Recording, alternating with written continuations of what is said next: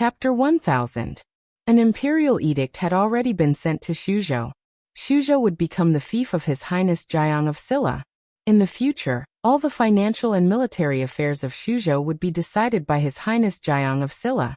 They only needed to report it to the imperial court. The former provincial governor of Shuzhou was recalled by the imperial court, and the other assistant officials stayed. The new provincial governor would be appointed by His Highness Jiang of Silla. This almost made the whole of Shuzhou independent, and had very little contact with the imperial court. It could be said to be a pioneering act that had never happened since the founding of the country. Of course, it was also unprecedented in the history of the Jing kingdom that a foreign minister could be conferred the title of king. Based on these 2 points, it could be seen that His Majesty trusted His Highness Jiang of Silla. Shuzhou had a new master, so the local officials naturally had to be more careful. After all, before this, they had learned all kinds of legends about His Highness Jiang of Silla. 2 days ago, people from Jiang of Silla's mansion arrived in Shuzhou. These days, they had been waiting anxiously. Now that His Highness Jiang of Silla had finally arrived, the ignorant county magistrate of Yong County was so daring. The chief official of Shuzhou and Sima Sheng wanted to tear him apart. The person in front of them was a close friend of His Majesty and Princess Fuzheng, the powerful His Highness Jiang of Silla. How could he frame Jiang of Silla as a bandit? Seize this criminal official for me. The chief official of Shuzhou turned around and said. Immediately, soldiers picked up County Magistrate Zhang, who had collapsed on the ground. Your Highness, please spare my life, please spare my life. County Magistrate Zhang wanted to kneel down, but he couldn't. He could only look at Jiang of Silla with desperate eyes and said loudly, Your Highness, please spare my life. A county magistrate colluded with a bandit and wantonly framed a good person. It was enough to show how arrogant and corrupt the officials in Shuzhou were. Li Yi waved his hand and said, Take off his official robes and take him to the market. Whether he will be spared or not, the people will have the final say. The chief clerk of Shu State bowed and said, Understood. From today onwards, His Highness Jiang of Silla will be the new master of Shu Prefecture. In Shu Prefecture, his words are equivalent to an imperial edict. Your Highness Jiang of Silla. Wang Cheng's face was pale. He walked over and said with a trembling voice, I didn't know Your Highness's identity. I have offended Your Highness in the past 2 days. Please forgive me. Those who don't know are innocent. Li shook his head and said, I haven't thanked you for your care along the way. Do you have time? I'll treat you to a drink. Hearing this, Wang Cheng was stunned. From the beginning, he could no longer treat the young man in front of him as the Li brothers who could drink tea and chat with him. One was just a lowly escort, and the other was the most powerful Jiang of Silla. His Highness Jiang of Silla was actually inviting him to a drink. Old Feng walked over, put his arm around Wang Cheng's neck and said, You're like a woman. After drinking this wine, we'll be real friends in the future. If you encounter any difficulties in Shuzhou in the future, I'll protect you. Wang Cheng naturally knew that this was a blessing that could not be obtained in several lifetimes. He bowed and said, Then thank you very much, Your Highness Jiang of Silla. County Magistrate Zhang was dragged away. The minister of Shuzhou walked forward, pointed to the government runners in the yard, and asked, Your Highness, how should we deal with these people? The person in charge of the government was County Magistrate Zhang. These people were also following orders, so it was impossible for them to be punished as severely as him. Li thought for a moment and said, Each of them will be flogged 10 times as a punishment. If they do evil again in the future, they will not be forgiven easily. Thank you, Your Highness.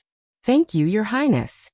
The government runners immediately knelt on the ground and kowtowed like pounding garlic. Even if they would be flogged, they did not dare to resent His Highness Jiang of Silla at all. The others also had time to raise their heads and quietly look at His Highness Jiang of Silla. In the past 2 years, they had heard a lot about Jiang of Silla. Today was the first time that they saw this legendary figure. They only felt that although he was so young, he had a bearing that was different from ordinary people. A little girl skipped into the county government. Looking at Li Yi, she said in a crisp voice, Brother, Sister Rui said that if you don't go back, your food will be eaten up by Sister Rui. After saying that, she skipped out again. Li Yi's expression changed. He hurriedly chased after her and said, "Ask her to leave some for me." Seeing the figure disappear outside the door in an instant, the people were stunned for a moment. Once again, they felt that His Highness Jiang of Silla did have a bearing that was different from ordinary people. The people in Yong County were a little uneasy today. The sergeants guarding the city hurried over and surrounded the county government. Although they did not know what had happened, the situation at that time looked extremely serious. Something big must have happened. It turned out that something big had indeed happened. Otherwise, how could the corrupt county magistrate Zhang be dragged to kneel at the entrance of the food market and attract countless people to watch? The people first felt uneasy and confused. This corrupt county magistrate had been the county magistrate for many years and had done all kinds of bad things. After he was promoted to the county magistrate, he became even worse. He colluded with mountain bandits and extorted the wealth of the people everywhere, which made the people in Yong County anxious and hated him to the core. But he was the county magistrate, and no one dared to offend him. The people could only grit their teeth and swallow it. But what was this corrupt county magistrate doing today? Soon, some warm-hearted people inquired about the ins and outs of the matter. His Highness Jiang of Silla, who was widely known in Shuzhou, finally arrived in Yong County today. Before His Highness entered Yong County, he caught a group of mountain bandits and wanted to hand them over to the government. Unexpectedly, the mountain bandit Scarface Lin was the brother-in-law of the county magistrate of Yong County. In the past, they colluded with the government and the bandits and did a lot of evil things. Now they even framed His Highness Jiang of Silla as a bandit. Then County Magistrate Zhang was stripped of his official uniform and hat, and knelt here. "Bah, corrupt County Magistrate, you have done all kinds of bad things. I never thought that you would have such a day." Finally, someone couldn't help but spit at him fiercely. A stone stirred up 1,000 ripples.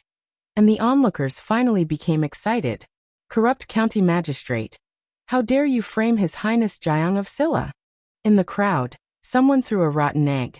"You have done all kinds of evil things. You deserve such a day." Another stone was thrown out from the crowd. "Damn it, who threw a stone at me?" A man jumped out from the opposite side, covering his head. More stones and eggs were thrown at him. The crowd was suddenly in a mess and divided into two groups. They began to fight with stones and rotten eggs, and finally, it became a close combat. "I saw it. It was you who threw it at me just now." A man pointed at the opposite man and kicked County Magistrate Zhang. "Don't you know why I threw it at you? Who threw the rotten egg at my head just now?" The man pointed at him angrily and punched County Magistrate Zhang in the nose. The crowd rushed over and soon drowned County Magistrate Zhang. Seeing that the situation was not good, the soldiers next to him immediately stepped forward to stop them. When County Magistrate Zhang was dragged out, his head was bleeding, his face was swollen, and he was out of breath. A man in armor changed his expression and immediately said, "Go and get a doctor." The former king of Shu's mansion was now the temporary mansion of Jiang of Silla. Since they had just arrived in Shuzhou, there were still many things to deal with. After eating, Li Yi did not delay for long. He met some senior managers who had stayed in Shuzhou in the past 2 years. "Your Highness, we have subdued almost all the bandits around us. If we go further in, there are still 2 more difficult to deal with. I am afraid that the loss will be too great, so I dare not act rashly." At this time, in front of Li Yi, a shiny bald head was shaking rhythmically. Li Yi nodded and said, "I know what you have done in the past 2 years. You have done a good job. As for the future, we will take our time to think about it." The bald head's face showed excitement and said, "Your Highness, this time we must kill them all." Wang Chang stood at the door in a daze, only feeling that the bald head inside was particularly familiar. He soon remembered where this sense of familiarity came from. Once when they were escorting a convoy, they encountered a large group of bandits. When the entire escort team was almost destroyed, it was this bald head who saved them. They were also bandits, but they were bandits who specialized in robbing bandits. This bald head appeared here. It seemed that he was a subordinate of His Highness Jiang of Silla, so it turned out that His Highness Jiang of Silla did not lie to him. He suddenly felt that his mind was a little confused and needed to be sorted out. Chapter 1001. With our current strength, it's not impossible to unite all the forces in the fringe. But if we fight them head-on, many of our brothers will die. It's not worth it. The bald man named Wang Wei scratched his head.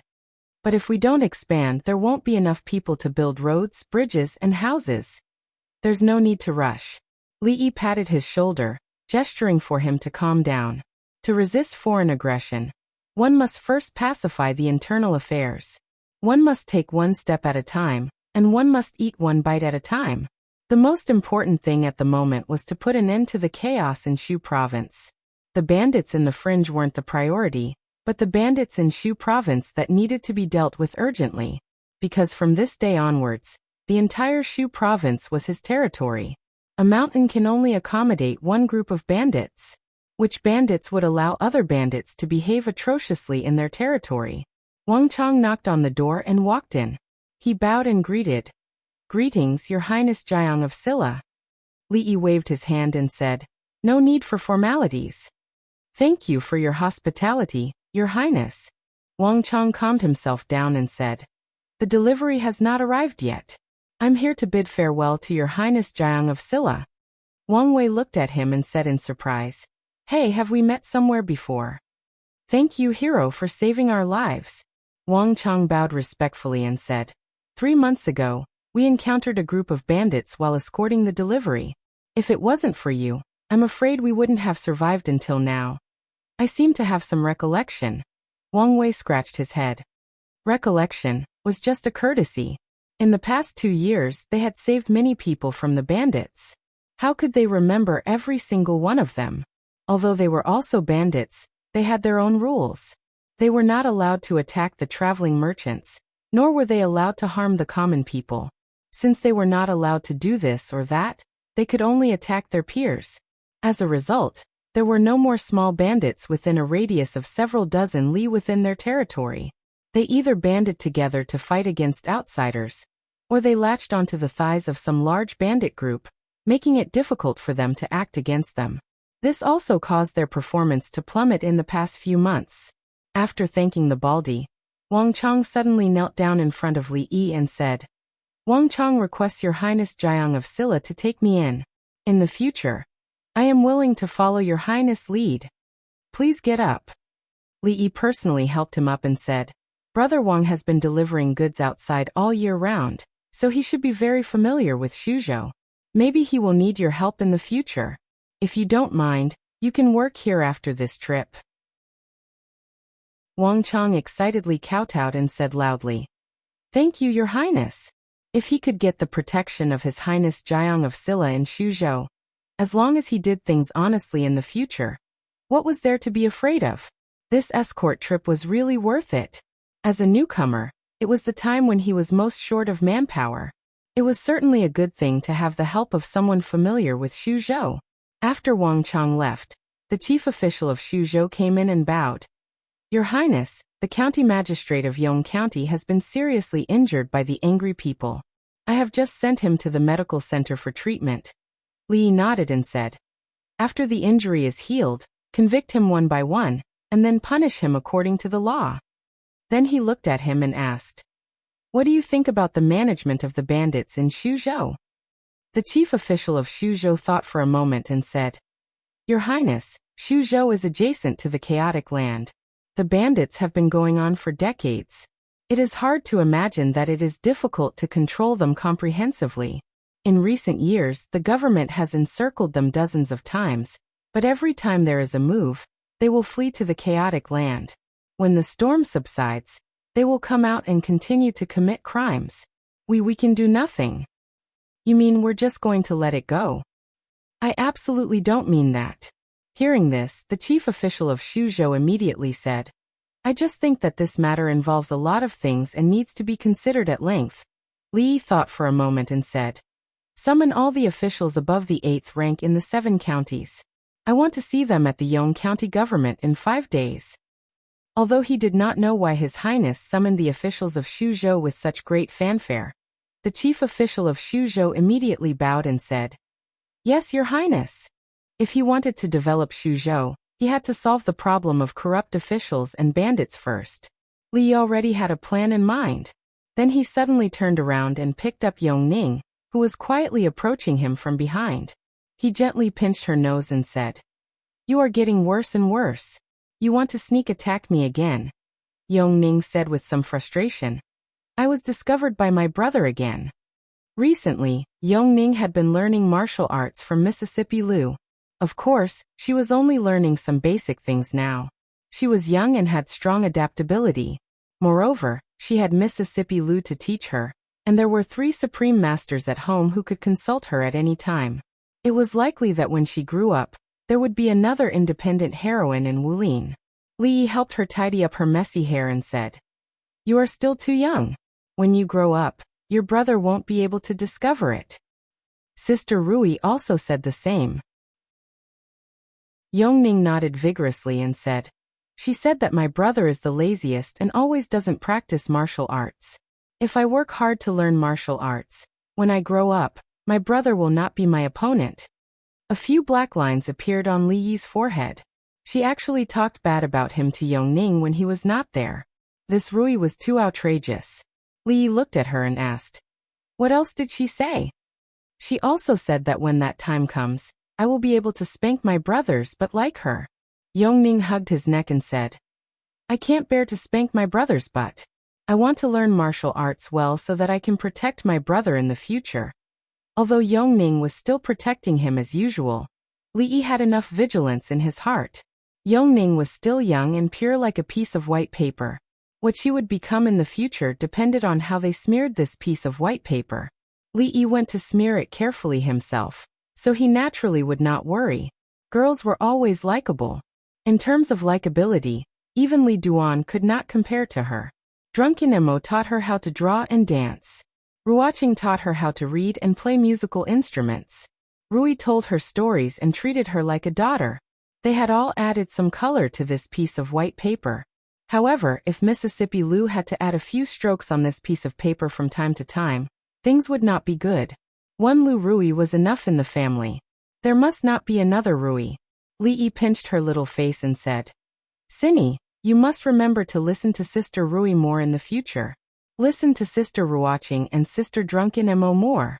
Also remember to stay away from Sister Rui." Yongning blinked her eyes at him and asked, "Why?" Li looked at her and guided her patiently. "Because Sister Rui always spanked my brother's butt. Anyone who spanked my brother's butt is a bad person." Yongning looked at him, then looked behind her and asked, "Sister Rui, is brother right?" Li Yi was stunned. Then he gently flicked her forehead and said, "Little girl, when did you learn to lie? It's wrong to lie. Remember, don't lie in the future." A cold voice came from behind him. "Lying is wrong, but is it right to speak ill of people behind their backs?" Chapter 1002. What bad words? Li Yi turned to look at Mississippi Liu and asked in surprise, "When did you come, Rui?" "Not too early." Mississippi Liu hugged her sword and said, "When you asked Cinny to stay away from me." Li Yi waved his hand and said, "You're kidding. Why would I say something like that?" Sister Rui spanked brother's butt. Yongning looked at him and reminded, "Brother said that those who spanked others were bad people, so Sister Rui is a bad person. Kids shouldn't listen to what others say." Li Yi looked at her and said seriously, "Spanking is a sign of affection and scolding is a sign of love. A family should love each other. If Cinny is disobedient, Sister Rui will spank Cinny's butt too. That's also a sign of love."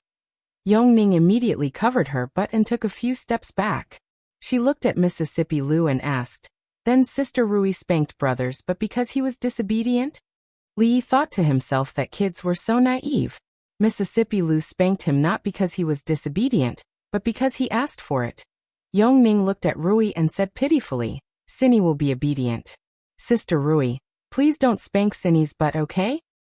Spanking is a sign of affection and scolding is a sign of love."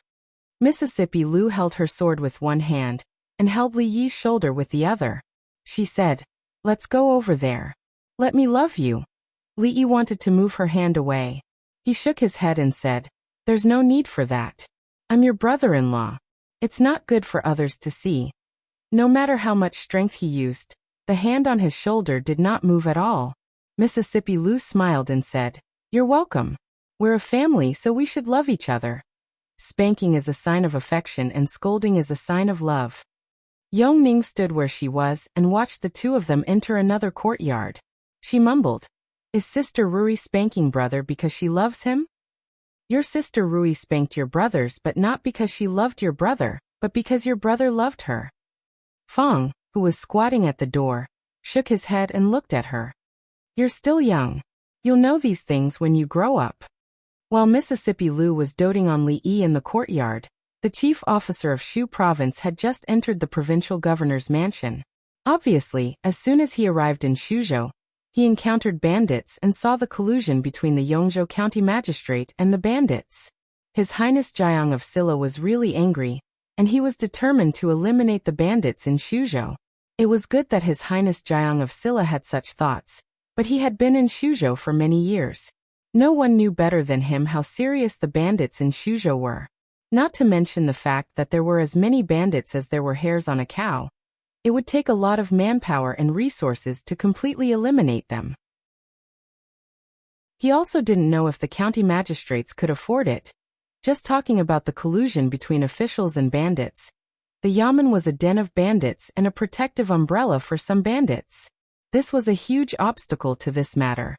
The various yamens in the 7 counties of Shuzhou were more or less involved in this kind of thing.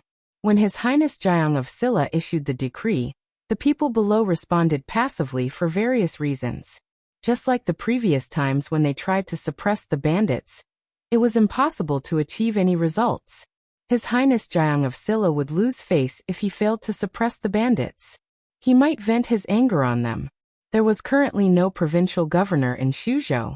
As the chief officer, he was temporarily in charge of all affairs. Naturally, he wanted to be promoted to a higher position.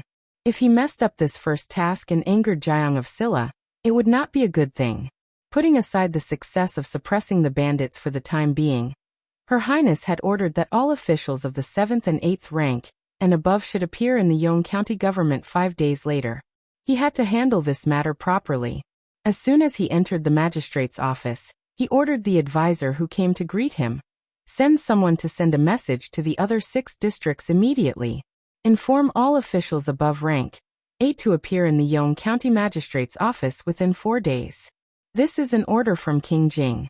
Anyone who disobeys will be severely punished." The advisor immediately nodded. "Yes, Your Excellency. I will arrange it immediately." In addition to Yong County, there were 6 other counties under the jurisdiction of Shu Province.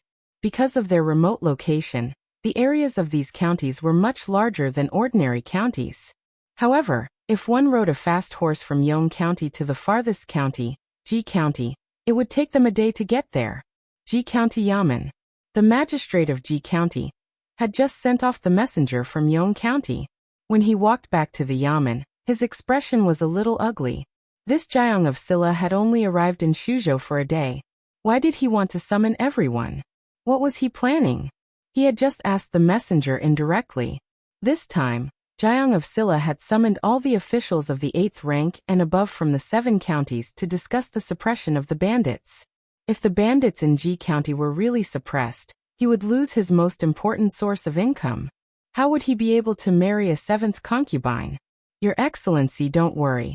When the king of Shu was still alive, he also suppressed the bandits a few times.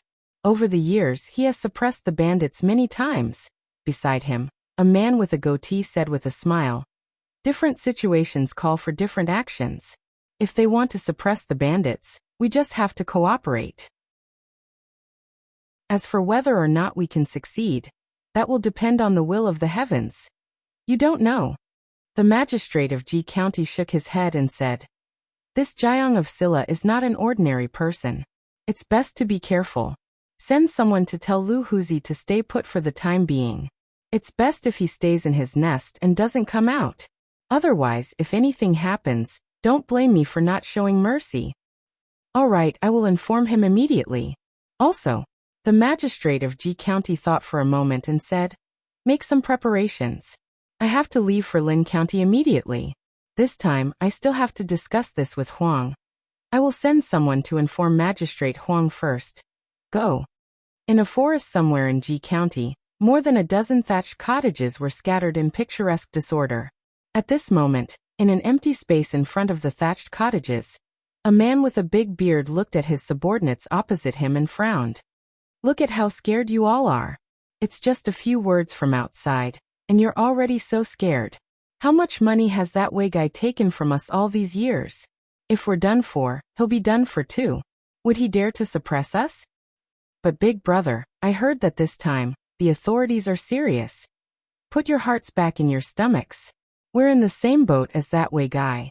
Instead of worrying about the authorities suppressing the bandits, we might as well worry about encountering those Baldies again." At the mention of Baldies, some people's faces immediately turned pale. When it came to suppressing bandits, they should be the ones who should be suppressed the most. They were a bunch of immoral beasts. They had no bottom line, so much so that they even robbed their peers. Robbing them once was not enough, and they could still find them even after they moved 3 times. Each time, they would rob the entire stronghold clean. It even gave people the feeling that they were the pigs and sheep that were being reared by those Baldies. Every once in a while, they would have to go through that kind of painful experience. The man with the big beard thought about it and said, "No, we still have to inform others about this matter. If the authorities want to play, then we'll play with them." The chief clerk of Shuzhou was very reliable. When the 5 days were up, Li arrived at the Yong County government.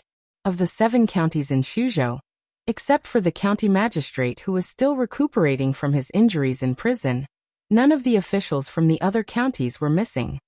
"Greetings, His Highness Jiang of Silla." As he approached the yamen, the people opposite him immediately bowed to him.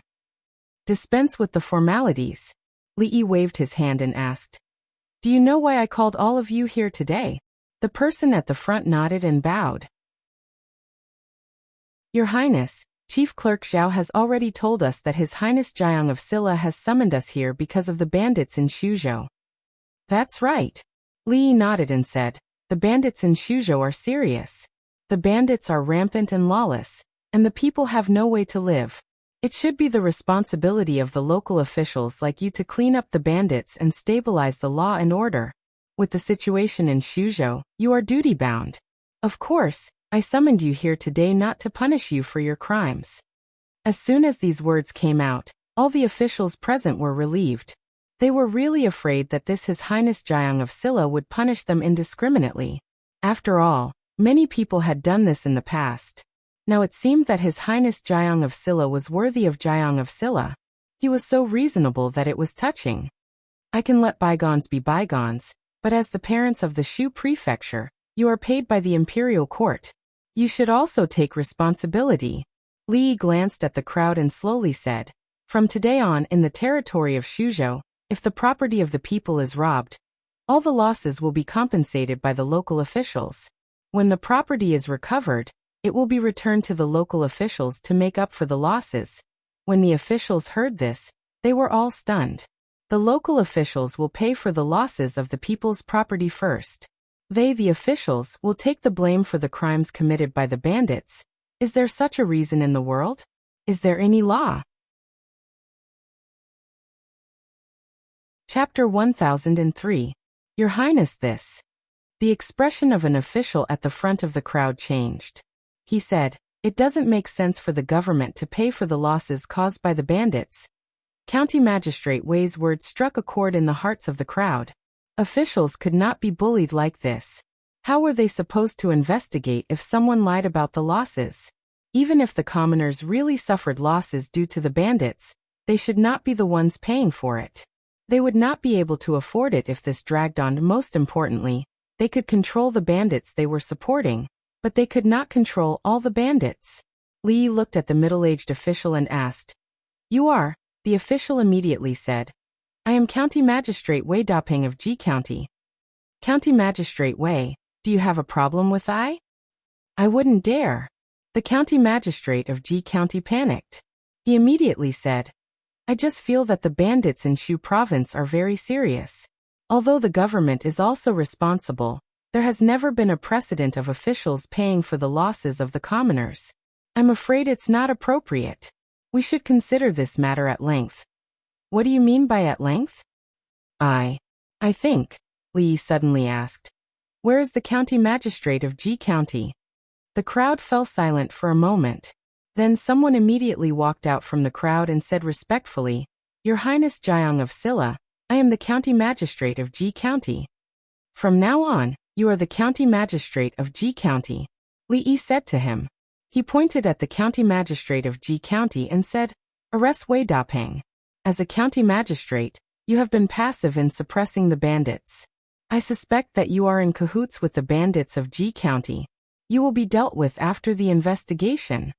2 armored guards immediately stepped forward and arrested the county magistrate of G County. The county magistrate of G County was stunned. His expression changed drastically as he immediately said, Your Highness, I have been wrongly accused. Wrongly accused? Li Yi looked at the newly promoted county magistrate of G County and asked, He says he has been wrongly accused. What do you think? Your Highness, I don't. The county magistrate of G County thought for a moment and suddenly bowed. Your Highness Jiang of Silla, I have a report. The former county magistrate of G County, Wei Dapeng, colluded with the infamous bandit Lu Huzi of G County and allowed Lu Huzi and his men to commit crimes in G County. They harmed the people of G for profit for several years. I have evidence. Please, Your Highness Jiang of Silla. The G County magistrate's face paled. He pointed at Qin Yi and stammered, Why you're slandering me? His voice became softer and softer, and his face turned ashen. He did not expect King Jing to act so decisively and take him down at the slightest disagreement. He also did not expect that there would be a traitor by his side who would betray him at such a crucial moment. The county magistrate of G County was quickly taken away. From then on, the county magistrate of Yong County was no longer as lonely in prison. The county magistrate of G County was quickly taken away. From then on, the county magistrate of Yong County was no longer as lonely in prison. Li Yi glanced at the crowd and asked, Does anyone else think what I said was inappropriate? More than 20 officials looked around. After a moment, they bowed at the same time and said in unison, Your Highness is wise. The county magistrate of G County had only spoken the truth, but he had been stripped of his official hat and thrown into prison. Who would dare to say anything else? Who would dare to object?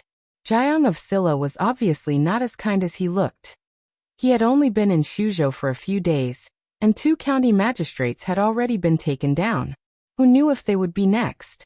Li Yi shook his head and said, It's okay. If there are any problems, we can discuss them together. Only with discussion can we make progress. Speak freely. I won't blame you. One of the officials thought for a moment and carefully stepped forward.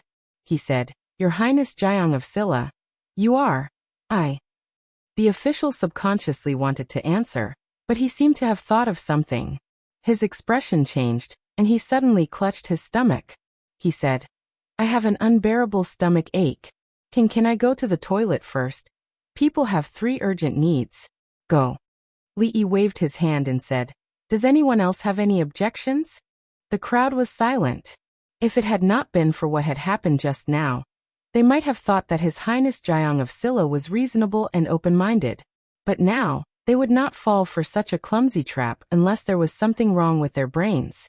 One of the officials smiled and said, Your Highness is wise. I admire you. I have no other objections. Bootlicker disgusting. Behind him, a person looked at him with an extremely disdainful gaze. The person walked forward and bowed. Your Highness's plan is flawless. This lowly official's admiration for Your Highness is like a surging river, unending. I have no objections. I have no objections either. Since no one has any objections, then this matter is settled. Li Yi looked at them and said, You go back to your districts immediately. I will inform you in 2 days as to how to suppress the bandits.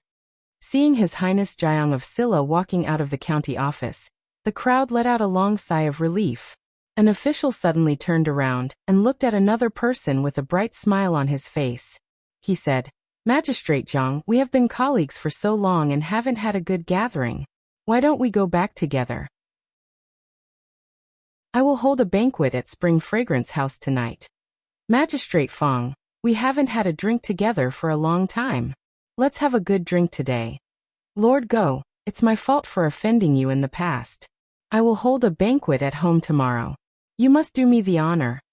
On the way back, Fong asked with a puzzled face, Young master, there are not many good people among these officials. Why don't you kill them all? Why keep them alive? When Fong was smart, he was like a fox who could see through the world and experience the vicissitudes of life. When he was stupid, he was like a stupid fox. When they first arrived in Shuzhou, the biggest problem they faced was that there was no one they could use. To replace all the officials in Shuzhou was a simple matter for him. But after replacing them, would he let Fong be the county magistrate? These people could pass through layers of selection in the imperial examination and sit in the position of county magistrate. Which one of them did not have some real ability? Moreover, they had been in Shuzhou for many years. No one knew everything about Shuzhou better than them. And no one was more suitable to sit in this position than them. Of course, the premise was that they were obedient. This time, the removal of the county magistrates of Yong County and Ji County should give them peace for a while. In the future, things could be done step by step. They could not be rushed. He looked back at Fong and said, Go get Wang Wei for me. Not long after, a bald head appeared in front of Li Yi. Wang Wei scratched his head and asked expectantly, Your Highness, what can I do for you? Don't you need people to repair roads and build houses? Li Yi thought for a moment and said, Put the matter of the fringe aside for now. I will leave the bandits in Shuzhou to you this time. Wang Wei was stunned for a moment, then exclaimed in joy, We can move out on a large scale. Just pick 100 brothers. I will ask the Lu League to help you. This time, none of the bandits in Shuzhou will be left alive. Don't worry, Your Highness. Wang Wei patted his chest, his eyes glowing. How can we let these small fries mess around in our territory? This time, we will rob them along with their money. After feeding them for so long, it's time to pull in the net. Chapter 1004. The county magistrate of Yong County was convicted of colluding with bandits, taking bribes, misappropriating public funds for personal use, and accepting bribes, a total of 18 crimes. He was dismissed from his post, his property confiscated, and sentenced to exile. The county magistrate of Ji County allowed bandits to commit crimes and colluded with officials and bandits. He was also dismissed from his post and detained. His fate would not be any better than that of the county magistrate of Yong County. As soon as the news spread, many people in the two counties applauded and cheered. As the parent officials of the two counties, not only did they not uphold justice for the people, but they colluded with bandits to bring harm to the people, causing unrest in the areas under their jurisdiction. The people were full of complaints. They only had themselves to blame for what happened today. It was also what the people of the two counties had been looking forward to for a long time. All of this was thanks to His Highness Jiang of Silla, who had just arrived in Shuzhou not long ago. As soon as he arrived in Shuzhou, he arrested two corrupt officials in a thunderous manner. He also strictly ordered the local authorities to arrest bandits and maintain law and order, returning Shuzhou to a clear and bright sky. In just 2 short incidents, he had won the love and support of the people of Shuzhou in a very short period of time. Compared to the king of Shu, who only knew how to plunder the wealth of the people and harm the people, Jiang of Silla was undoubtedly thousands of times better. Even when comparing the two of them, people would feel that it was an insult to His Highness Jiang of Silla. They were both kings, but why was there such a huge difference between them? They had been looking forward to such a wise ruler for many years. Their days in the future should be much better. The people were in a good mood, and their faces were full of smiles. During their leisure time, the topic of conversation would always be His Highness Jiang of Silla, who was praised by countless people. It was said that he was handsome and had a jade-like appearance. He was one of the most handsome men in the world. It was said that he was brilliant in literature and could speak eloquently. He was recognized as the #1 scholar in the Jing Kingdom. It was said that he was skilled in martial arts and was a hero of the world who was skilled in both literature and martial arts. He was refined, humble, and wise. When dealing with bad people, he was decisive, resolute, and merciless. He was His Highness Jiang of Silla. He was such a noble and pure person. In the private courtyard, Li Yi held Ruoqing's waist and said, "Move a little more." Yes, just like that. Ruoqing's face was red as she bit her rosy lips. The numbness coming from her waist made it difficult for her to calm down. Correcting Ruoqing's movements, he walked over and patted drunk Mo's butt, saying, "You need to perk up a little more here. Practicing martial arts is just like you guys dancing. In addition to practicality, you also pay great attention to aesthetics." Drunk Ink was not as reserved as Ruoqing. When no one was paying attention, she pinched his waist, rolled her eyes at him, and ran to Ruoqing's side. Although he hadn't been able to give her a formal wedding ceremony, they were only one step away from each other. After the new mansion was renovated, it would be time to return what he owed her. Everyone in the Li family practiced martial arts now. Of course, it was different from Mississippi Lu's original intention to pursue the end of martial arts. Yongning wanted to learn martial arts well so that she could protect him in the future. Drunk Mo and Ruoqing wanted to practice martial arts because they heard that practicing that kind of martial arts could delay aging and maintain eternal youth. Few women could resist the temptation of these words. Of course, Li also hoped that they could learn a little martial arts. On the one hand, they could protect themselves, and on the other hand, they could strengthen their bodies and prolong their lives. Their bodies were weak, and he did not expect them to practice martial arts well like Mississippi Lu to bully him every day. As long as they could have some ability to protect themselves and strengthen their physique, Li would be satisfied. Walking to Mississippi Lu's side, he had just raised his hand when she looked over. Li immediately waved his hand and said, "Rui, your movements are very standard. There's no need to correct me at all." Yongning's horse stance was already very stable. She was still at the stage of practicing the basic skills, so her movements were not very standard. Li stood opposite her, made a standard horse stance and said, "Look, horse stance like me." "What do you mean like you? Don't lead the children astray." Mississippi Lu walked over from behind, pressed his shoulder, and kicked his butt, saying, "Press your butt down a little more, a little more." Li rubbed his butt and whispered, "Can you be gentler?" "Gentler?" Mississippi Lu looked at him and said, "Why don't we go to the yard next door, and you tell me how to be gentle?" It was better not to go to the yard next door. It was a public place, and people would gossip if they saw it. More importantly, he could not bear Mississippi Lu's gentleness and love. Li shook his head, looked at Yongning and said, "Remember, you have to listen to Sister Rui. Press down a little more." In a small yard, Third Miss Chun poured a cup of tea for him and asked softly, "How are things going recently?" Li nodded and said, "Everything is going well. Some things can't be rushed, so let's take one step at a time." Beating corrupt officials and eliminating bandits was the first step to governing Shuzhou. The fall of the two county magistrates of Yong County and Ji County served as a warning to others. All the government offices in Shuzhou were extremely responsible and serious about suppressing bandits.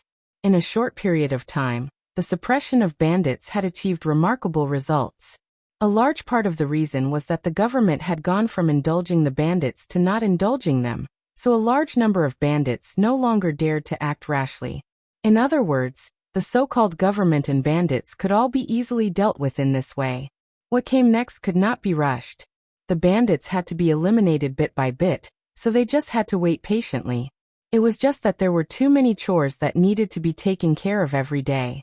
Everything in Shuzhou required his approval, and he was even busier than when he was in the capital. This was not what he wanted. The position of provincial governor of Shuzhou could not be left empty. He needed to find a capable person to take it, but the problem was that he did not have anyone under him who could be qualified to be a provincial governor. Should he ask Li Xian to send a reliable person over when he wrote a letter next month? Lift your foot.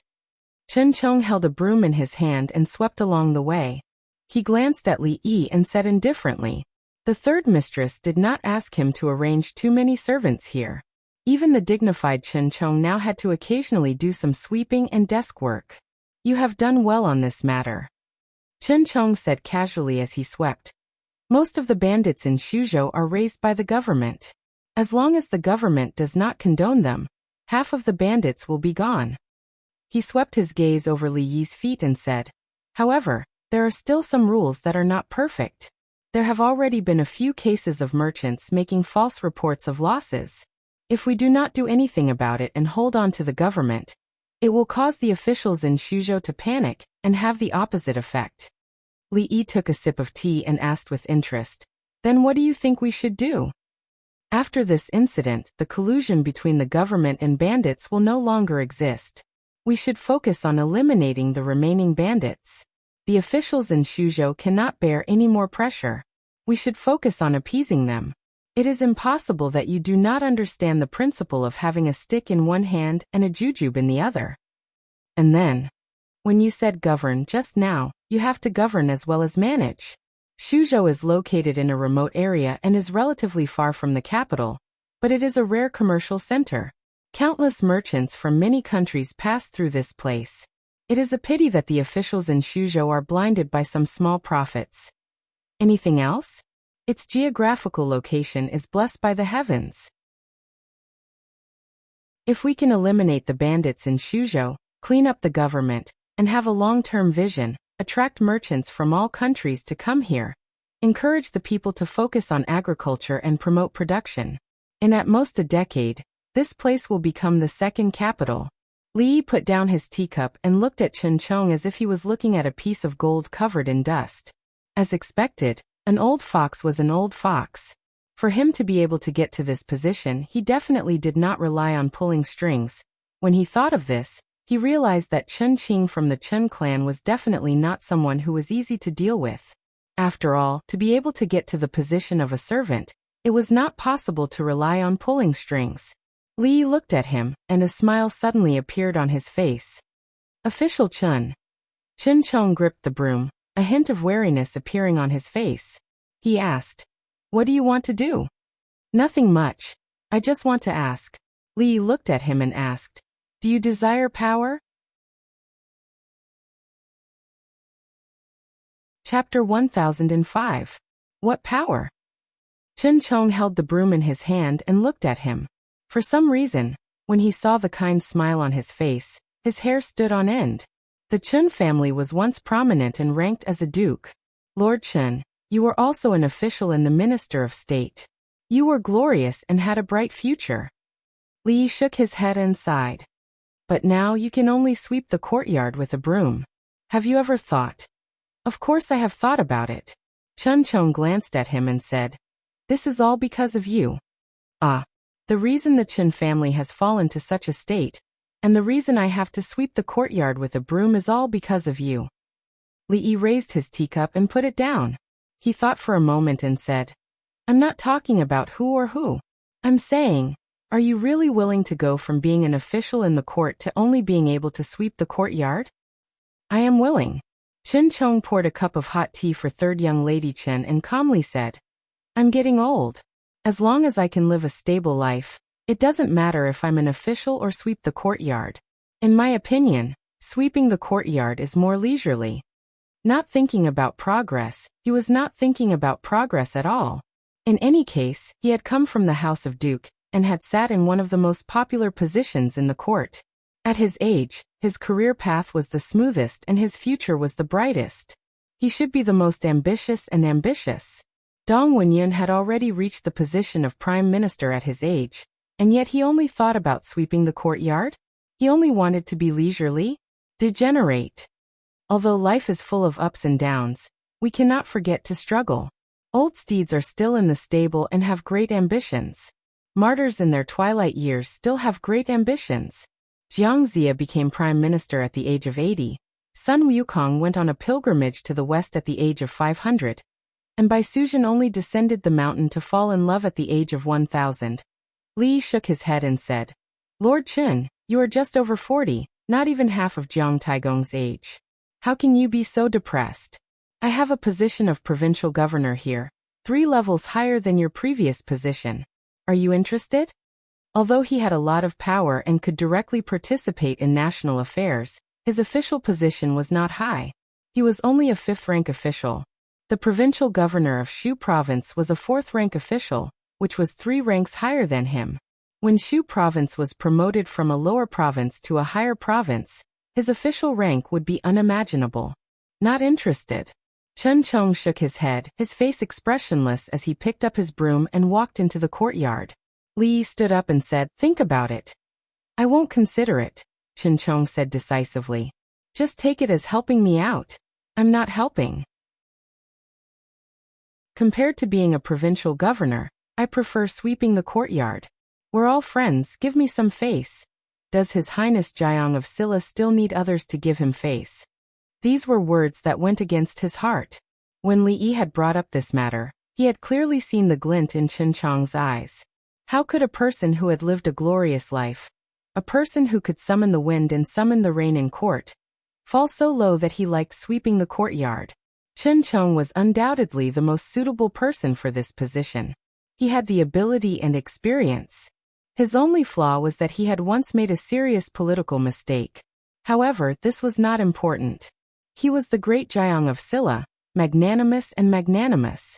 How could he not even have this little bit of tolerance? The problem was that Chen Chong didn't seem to give him much face. Li looked at him and asked, I'll ask you one last time. Will you accept the position of provincial governor? No. Chen Chong turned his head, a mocking smile on his face. So what if it was Jiang of Silla? Even Jiang of Silla would have a time when he would beg him. Li shook his head and indifferently said, Then don't blame me for being impolite. Chen Chong was disdainful of this. If he didn't want to become provincial governor, could it be that he could suppress him?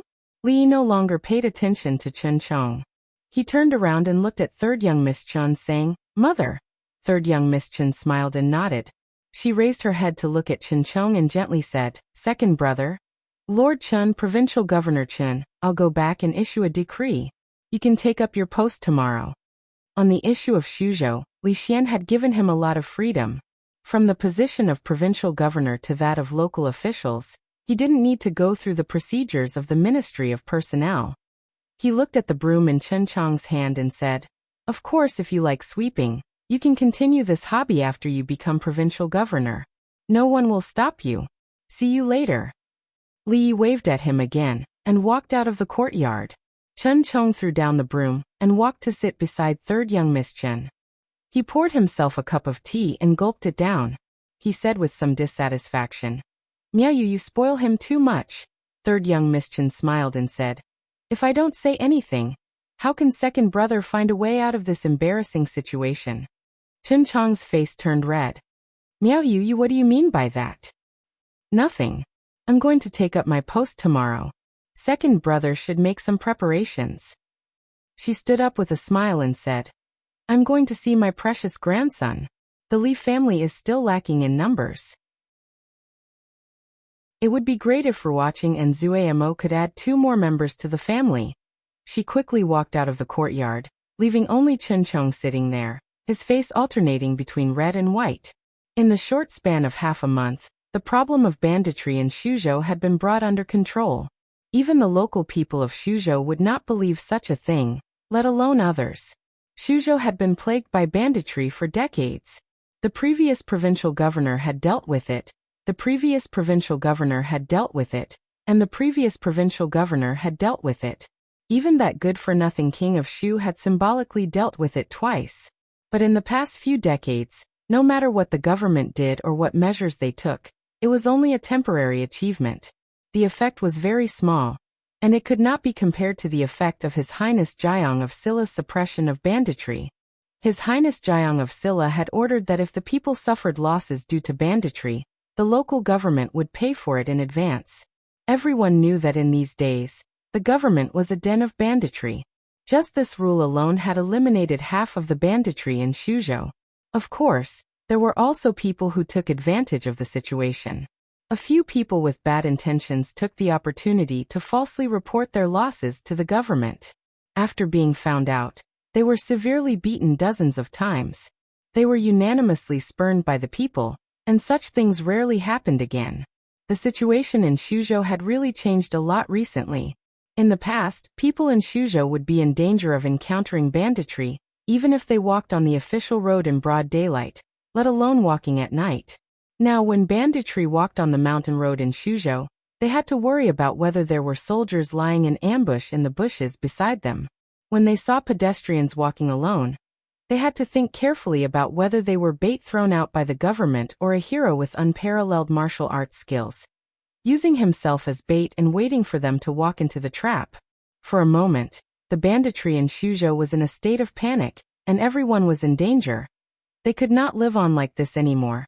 In a mountain village in Ji County, a thin man rushed into a room and said to the one-eyed man sitting in a seat in panic, "Big brother, bad news. We've been surrounded." "What?" The one-eyed man immediately stood up and said angrily, "We haven't done business for a few months. Do the government have nothing better to do? Why are they here to cause trouble for us?" The thin man panted and said, "No, it's not the government." "It's not the government?" The one-eyed man sat down again and asked, "Then is it Wang Matzi or Li Guzi who came to snatch our territory? Did these two F***ers eat bear's heart and leopard's gall?" The thin man patted his chest and said, It's not." The one-eyed man suddenly slammed the table and said angrily, "It's not this and it's not that. Who is it? Finish it all at once." Only then did the thin man calm down and say, It's those baldies." "What?" The one-eyed man stood up from the chair again, and quickly fell back down.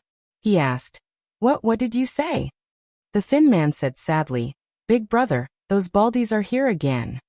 At that moment, dozens of people were blocking the entrance of the village. A strong bald man held a cone-shaped paper tube in his hand and shouted, "People inside, listen up. You've been surrounded. Put down your weapons and surrender immediately. Don't resist and fight for leniency." Chapter 1006. Big Brother, What Should We Do? In the stronghold, dozens of people surrounded the one-eyed man, looking anxious. One of them thought for a moment and immediately said, "Why don't we take the small path behind us?" The one-eyed man shook his head and said in a low voice, "Have you forgotten what happened last time? That small path must be blocked by them now." Many of them trembled when they heard that. Last time, a few of them had tried to sneak away from the small path behind them when those people came in from the front. In the end, they were beaten half to death and hung from trees for several hours. Another person gritted his teeth and said, "Then we'll fight them. At most, we'll fight to the death." "Fight to the death?"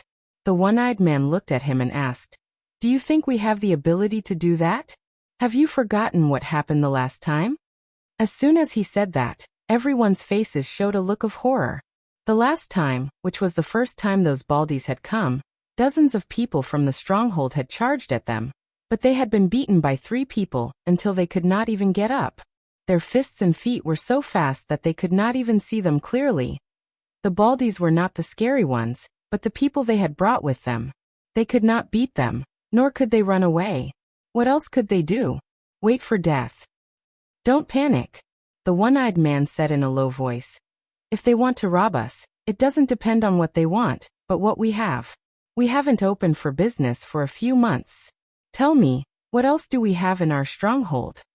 As soon as he said that, everyone suddenly understood. That's right. Big Brother is right. We have nothing. What are we afraid of? The market had not been good for the past few months, and they had not even opened for business. In the past month, the government had been suppressing the bandits, so they did not dare to act rashly. Now that the stronghold was about to run out of food, and there was not even rice in the porridge they ate every day, what did they have to be afraid of? Those people could not rob them, but they would not rob them, right?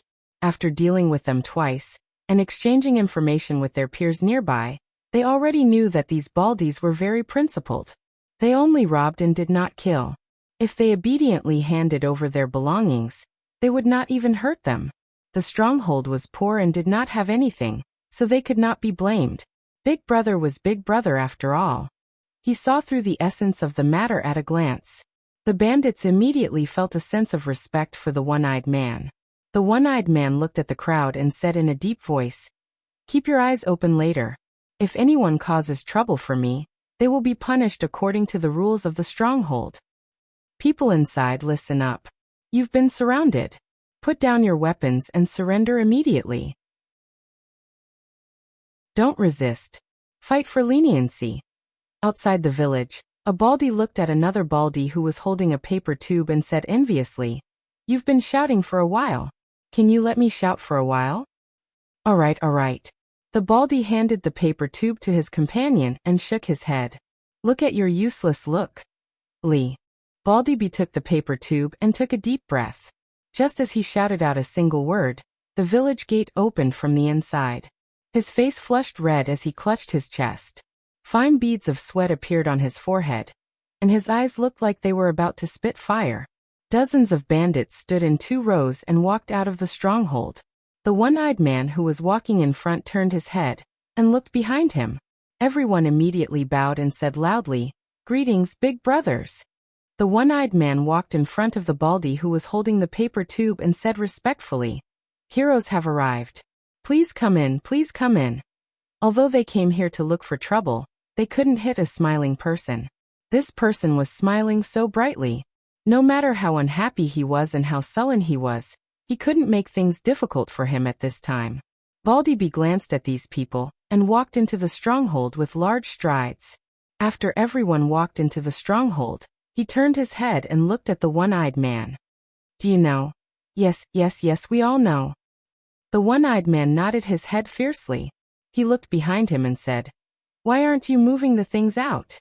One of the bandits immediately ran into the house and carried a bag out, placing it in front of the Baldy. After swallowing back the words he wanted to say twice, the Baldy patted his chest, calmed down and asked, "What is this?" The one-eyed man immediately said, "This is the last bit of food left in the stronghold. If you don't mind, please accept it. We haven't eaten for a few months. Life has been hard. There really isn't anything to show filial piety to you." The Baldy gasped a few times, stared at him and said angrily, "Shut up. From now on, you are not allowed to speak." "Why?"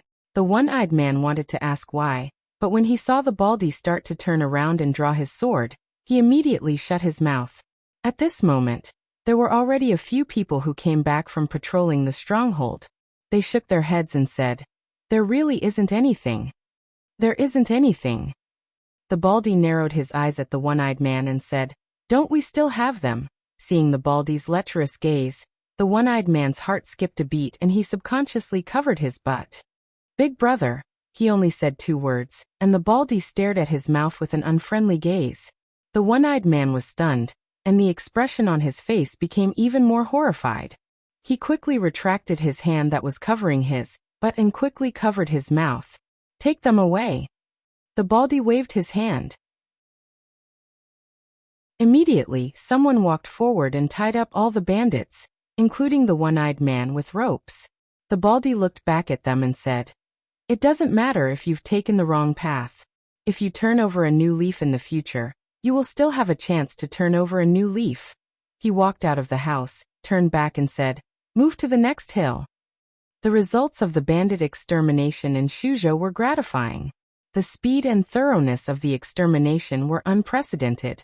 Within 2 months, there were no traces of bandits within the borders of Shu province. It was as if the bandits had vanished into thin air, never to be seen by the people again. Some said that they had forsaken evil for good. Some said that they were driven deep into the mountains to be fed to the wolves. Some even said that they had escaped to the fringe and reclaimed their territory. No matter what happened to them, ever since the founding of the Jing Kingdom, the banditry that had plagued Shu State for decades had finally been completely eradicated. When he first arrived in Shu State, His Royal Highness King Jing, who was deeply loved and respected by the people, strictly enforced the governance of the officials and eliminated the bandits. He single-handedly opened the curtains to a new era. Deep in the fringe, in a mountain somewhere, dozens of houses were scattered all over the place. A man hurriedly ran into one of the houses and said in a panic, "Your Highness, bad news. Bad news." Inside the house, 2 men were chatting and drinking. The man on the left frowned and looked at him, asking, "What's the matter?" "Your Highness, the people we left in Shuzhou have all been uprooted by the authorities. Not a single one is left." "What?" The man stood up abruptly and blurted out, "How is that possible? Did they find out?" Although he had escaped from Shuzhou back then, he had still left a backup plan there. Many of his subordinates had disguised themselves as bandits, and other than a few trusted aides, no one else knew about this. There were as many bandits in Shuzhou as there were hairs on a cow. How could those people be eliminated? "I don't think so."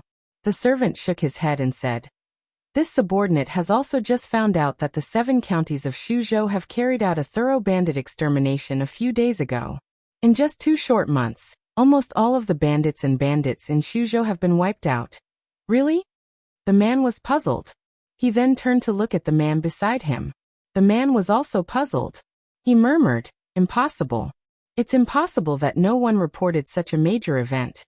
The man looked at him and asked, "When was the last time you came into contact with the believers in Shuzhou?" 3 months ago, the man replied. His expression changed slightly as if he had thought of something. It was almost unheard of to have no contact with the believers for 3 months. To think that the bandit extermination campaign was so thorough. The man beside him had a gloomy expression. He had done bandit extermination before and knew how difficult it was. He asked, "Who is so capable?" The servant raised his head and looked at him. He licked his lips and slowly said, "Jiang of Silla." Jiang of Silla? The man was startled. He looked even more puzzled. Who is Jiang of Silla? Chapter 1007. Shu Province was the territory of the Jing Kingdom. This Jiang of Silla, who came to Shu Province to exterminate bandits, was naturally a prince of the Jing Kingdom. However, no matter how hard the king of Shu racked his brains, he could not figure out who this Jiang of Silla was. He knew King Qi, King Xian, King Jin, King Ning. He knew all the princes of the Jing Kingdom, except for this Jiang of Silla. How many years had it been since such a title had appeared? Your Highness. The servant stammered.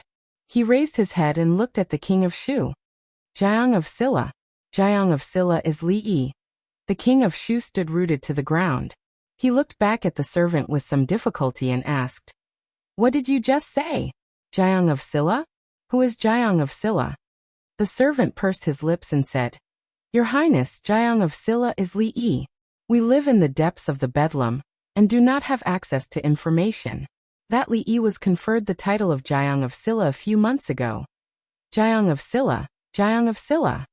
The king of Shu revealed a shocked expression. Then he became a little crazy. Jiang of Silla. Li. What right does he have? What right does he have to be Jiang of Silla? Are all the courtiers dead? Are all the members of the royal family dead? How could they let such a ridiculous thing happen? The servant panicked and immediately said, "Your Highness, please calm down." After a long time, the king of Shu finally regained his composure. He lowered his voice and asked, "He is already Jiang of Silla. Why did he come to Shu Province?" The servant opened his mouth and said, Your Highness, this." The king of Shu looked at him and said furiously, "What are you stuttering about? Speak." The servant lowered his head and slowly said, Shuzhou is the fief of Jiang of Silla. He has now occupied our former prince's mansion. The first thing he did when he came to Shuzhou was to reorganize the government and vigorously eliminate the bandits in Shuzhou. Shu Prefecture is now his fief, and he even occupied I's mansion? The king of Shu fell back onto his chair, staring blankly ahead. Shu Prefecture, that was Shu Prefecture. Not only did Shu Prefecture not belong to the king of Shu, but it had also become the fief of his enemy? He caused him to lose his position as crown prince. He caused him to be like a stray dog. He could only hide in the deep mountains, cut off from news, and face endless pests every day. Wasn't it enough that he caused him to be reduced to this state? Now he even wanted to invade his fief and occupy his prince's mansion. The king of Shu was trembling with anger. His eyes were bloodshot, and he clenched his fists tightly. He hissed, Li, I will not live under the same sky as you. Your Highness, I still have some matters to deal with in the church. I'll be leaving first. The youth surnamed Feng glanced at him, and left in a hurry after saying that. He had no time to care about the matter between the king of Shu and Li Yi. Although he had quite a grudge with that person, the most important thing at the moment was to find out what had happened to the believers of the holy religion in Shu Prefecture. According to his calculations, the last time the believers of the holy religion came to report, the news that Li Yi had become the Jiang of Silla should not have reached Shu Prefecture yet. However, 3 months had passed since then. It was impossible for there to be no news of such a major incident in Shu Prefecture. Damn it, What the hell is going on? He cursed and quickly walked out of the courtyard. A man in purple followed closely behind him and asked in a deep voice, "Protector, what happened?" The youth surnamed Fong said coldly, "Who is in charge of the believers in Shu Prefecture? Ask him to come and see me immediately." A moment later, a man in blue knelt in front of him and said in surprise, "Protector, I also found something strange about this matter, and was about to go to Shu Prefecture to check it out." The bandits in Shu Prefecture had almost been eliminated. Although there were still some that had slipped through the net, and it was difficult to catch them all, it was not a big deal. Even the capital could not maintain absolute security. The daily affairs of Shu Prefecture were handled by the newly appointed provincial governor Chen Chong. There was no need for him to worry about everything. In terms of governance, there would not be too many problems in a short period of time. The bandits that had been eliminated in the past few days were all sent to the fringe to pave the way. According to Li Yi's plan, he wanted to completely open up a trade route in the fringe. The Qi Kingdom suppressed trade. If the merchants traveling between the two countries passed through the prefectures, they would have to pay exorbitant taxes and various fees every time they reached a destination. It was enough to make them lose all their money. That was why so many merchants were willing to take the risk to pass through the fringe instead of using the official roads of the Qi Kingdom. Of course, the premise of all this was to completely solve the problem of chaos in the fringe. This matter had not reached the most urgent point yet, so there was no need to rush it. He had just arrived in Shu Prefecture, so he wanted to spend more time with his family and live a peaceful life for a while. Recently, Mississippi Lu had been busy opening up the new territory of the Lu League. Rui and the others spent their days chatting, playing cards and doing needlework. There was nothing important to do. Ruoqing was quiet and indifferent, but in fact she could not stay idle. She would get sick if she stayed at home for a long time. Therefore, when she proposed to manage the brothel in Shu Prefecture, Li Yi agreed after a short consideration. He had just sent Ruoqing to the brothel. When he walked out of the room, he saw a young man sweeping the floor in the courtyard with a broom. In this day and age, the person who swept the floor was not necessarily a cleaner. It could be a grandmaster who had nothing better to do. It could also be a provincial governor who held a high position, or a core figure of a religion who controlled countless followers. Li Yi walked over and said, "You must be Su Zheng." The young man heard the voice and looked up at him. He did not say anything and lowered his head to continue sweeping the floor. The fact that he did not deny it was equivalent to a direct admission. Li Yi sat down at the stone table in the courtyard and continued to ask, "Have you taken over all the followers of the holy religion in Shu Prefecture?" The young man said lightly, "This is the secret of the holy religion. If you want to know, you can ask the queen. Without the permission of the queen, I will not tell you a word." "You have already told me that you are Su Zheng." The young man looked at him and did not say anything this time. Li Yi threw a sign on the table and asked, "Can you tell me now?" Su Zheng looked up and the expression on his face froze. The blue dragon token. He was very familiar with the holy religion. He recognized at a glance that it was the blue dragon token of the holy religion. It was held by the blue dragon ambassador, whose status was only below the two queens. However, this blue dragon ambassador was elusive. Even his existence was a mystery in the holy religion. But it did not mean that he did not recognize the blue dragon token. The holy church was now split into two. The other side had a concubine and an emissary. They had thought that it would be difficult for them to help the concubine unify the holy church, with only one concubine. However, they did not expect that the mysterious left emissary of the green dragon, whose position was even higher than the right emissary, had always been by their side. After coming to his senses, Su Zheng put down the broom and bowed respectfully. "Greetings, left ambassador." Li Yi put away the token and said, "Can you tell me now?"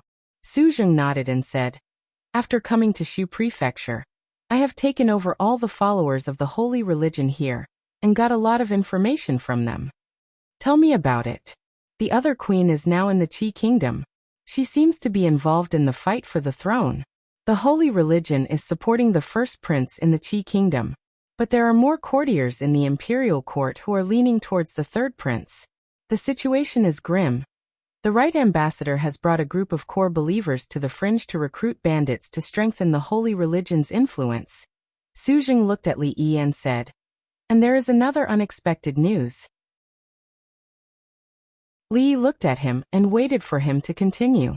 Su Jing continued, "The king of Shu is also in the fringe and has close ties with the holy religion." After the king of Shu escaped, there was no trace of him in the entire Jing kingdom. Li Yi guessed that he must have escaped to the fringe, but he didn't expect him to collude with the holy religion. Is he trying to use this influence to turn the tables? Su Jing looked at him and thought for a moment before saying, "To stabilize the followers, I need to borrow the left ambassador's green dragon token." Li Yi casually threw the token to him. Su Jing paused and said, "There is one more thing. Some of the followers in Shu Prefecture are living in hardship. In order to spread the Queen's grace and help them, we need a lot of silver. You can discuss this matter with her ladyship." Ruoqing was actually the head housekeeper of the family. Although the Li family was a large family with businesses all over the Jing kingdom, Li Yi hadn't seen silver for a long time. Before leaving, Li Yi paused and turned to look at him. He asked, "What is the purpose of all this?" "There is only one queen in the holy religion." Su Jing looked at him and said solemnly, "To help the queen unify the holy religion." Chapter 1008. Assist the Empress in unifying the holy religion. When Su Jing said this, his expression was solemn and solemn, as if he was taking an oath. Li Yi nodded. Comrade Su Jing was a good comrade, worthy of being put in an important position. After liberation, no, after unification, he should be promoted. At the very least, he should be given a position as an emissary. Unifying such a large holy religion seemed as difficult as ascending to heaven, but it was actually very simple. Taoist nun was the only obstacle. As long as she was removed, the whole holy religion would be at their fingertips. They were the ones who spread the news that Ruoqing was the Empress of Heaven. Now all the disciples knew that there were two empresses in the holy religion. One of them was actually not the Empress of Heaven. There was only one Empress of Heaven. The previous matter was just a joke that the Empress of Heaven was playing with them. This was a contradiction, a slap to their own faces. A monarch must not joke, and the Empress must not joke. If she violated this rule, the Empress would lose her credibility, and the huge force they had painstakingly built would collapse. This was not what Li Yi wanted to see, nor was it what Taoist nun wanted to see. Therefore, the big goal of unifying the holy religion could be replaced by a small goal, getting rid of that Taoist nun. Su, who had recently gained some enlightenment, was very willing to do this. The only problem was that Taoist nun was far away in the Qi kingdom, so it was not convenient to do it. However, there was no need to be anxious. Li Yi believed that they would meet again one day. He even had a premonition that he and the king of Shu would meet soon. Deep in the land of Bedlam on a certain mountain. Li Yi, are you sent by the heavens to oppose I? This hatred, I and you are absolutely irreconcilable. Several people were standing guard outside the door. When they heard the sounds of dishes shattering and the man's roar coming from inside the house, they all lowered their heads, not daring to speak. Inside the room, the king of Shu's eyes were bloodshot. He smashed all the bowls and plates on the table into smithereens. In the end, he even overturned the table and chairs, waving his fists and legs at the air as if he had gone mad. The throne that was in his hands had flown away, his fief was gone, and now even his manor had been stolen by him. Just what kind of enmity did he have with that Li Yi for him to treat him like this? When he had just arrived in the capital, he had even treated him to a meal. When Feng Yu stepped into the room, the first thing he smelled was the pungent smell of alcohol. He frowned slightly and waved his sleeves. Only then did he feel that the smell had dissipated quite a bit. The king of Shu walked over quickly and said, "Ambassador Feng, you're here. Drink with I." Feng Yu looked at him and said indifferently, "That Li Yi took over Shu Prefecture and your Wang mansion. Don't you want revenge?" Puffed. The king of Shu spat out all the alcohol in his mouth and said with red eyes, "Why not? I think about it day and night, even in my dreams. If I don't take revenge, I'm not a man." Feng Yu looked at him and said slowly, "That's why I'm here." You have a way to get rid of him? When the king of Shu heard this, he immediately sobered up. He looked at him and asked with burning eyes. Feng Yu looked at him and said, Shu Prefecture used to be your territory. You've stayed in Yong County for so long. You should know how strong the defense of Yong County is. With the protection of the Jiang of Silla and Li Yi, it's not enough to stop us. The king of Shu was shocked. You want to attack Shu Prefecture by force? Feng Yu shook his head and said, It's just Yong County.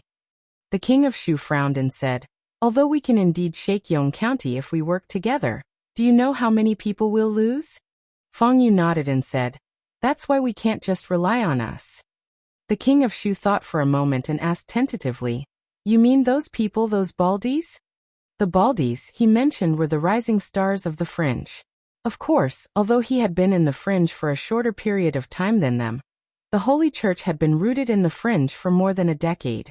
In just 2 years, those people had swept away all the bandits in a radius of dozens of miles. Now, even the forces of the holy religion in the fringe were no match for them. Of course, it wasn't that their strength was completely useless to them. At least, due to their influence, many small groups of bandits had joined them in the past 2 years. This had indirectly strengthened the fringe's strength. In the fringe, it was normal for there to be friction between the major forces. After several confrontations, they had won some and lost some, so they had formed quite a grudge with each other. Feng Yu nodded and said, They have developed rapidly in the past 2 years. Now their strength is even greater than ours. If they are willing to help us, it won't take much effort to take down a mere Yong County. But why do they want to help us? That depends on what they want. Silver or men. We'll give them whatever they want. The king of Shu pondered for a moment, and his eyes began to shine brighter and brighter. Although those baldies were detestable, they couldn't be compared to Li Yi. As long as they were willing to cooperate with him, he didn't mind giving them some silver and men. Moreover, the holy religion still had many believers in Shu Prefecture. When the time came, wouldn't that Li Yi fall into his hands? At that time he would definitely make him beg for death, but be unable to do so. Feng Yu's eyes flickered and he said slowly, This matter can't be rushed. Send someone to negotiate with them first and see what they will offer. The king of Shu nodded vigorously and said, I'll send someone right away. The two talked in secret for a while more before Feng Yu walked out of the room. A man in purple followed behind him. After walking for a long distance, the man asked, Won't working with this idiot spoil the plan? It doesn't matter, Feng Yu said, shaking his head. He's very familiar with Yong County. Perhaps he'll be of great use when the time comes. However, the most important thing is those people. Go there and negotiate with them. The man in purple nodded and said, I understand. Feng Yu looked up at the layers of mountains, and a trace of darkness appeared between his brows. There was still no news of what had happened to the believers in Shuzhou. Even the people he had sent were like stones sinking into the sea. There was no news at all. Was this Li Yi's doing again? Wang Wei sat in his room and habitually rubbed his bald head. He looked at a similarly bald woman bustling about in the room, serving tea, and a sense of pride welled up in his heart. When he decided to shave his head and come out to roam the world, he swore in his heart that if he didn't make a name for himself, he wouldn't go back to see her along the way. He stumbled his way to where he was today. He had thousands of subordinates under his command, and the tigress had become a docile little tiger. He had achieved his original dream and even surpassed it. He became bald, but he also became stronger. His head had become the most conspicuous symbol on his body. There were even countless people who followed his example and shaved their heads. The bald heads formed a beautiful scenery in the fringe. Countless merchants were moved to tears, and countless bandits turned pale at the sight of a bald head. Although he had come this far in a short 2 years, he couldn't be arrogant. So far, they had only achieved a little and occupied a small piece of land in the fringe. Their ultimate goal was to unify the fringe, occupy all the mountains, establish a new order, and transform the fringe into a new world. He still had to carry out the guiding ideology of, to get rich, build roads first, have more children, and plant more trees. He also had to rob more bandits and recruit more people. He couldn't let His Highness down, and he definitely couldn't let Big Sis down. Big Sis had given him a chance to realize his value. He wanted to help Big Sis become the king of bandits. Now they still had a long way to go before they could achieve their ultimate goal. At this moment, a young bald man knocked on the door and walked in. He looked at Wang Wei with reverence and said, "Big brother, there are 2 people outside who want to see you." Wang Wei scratched his head and said, "Let them in."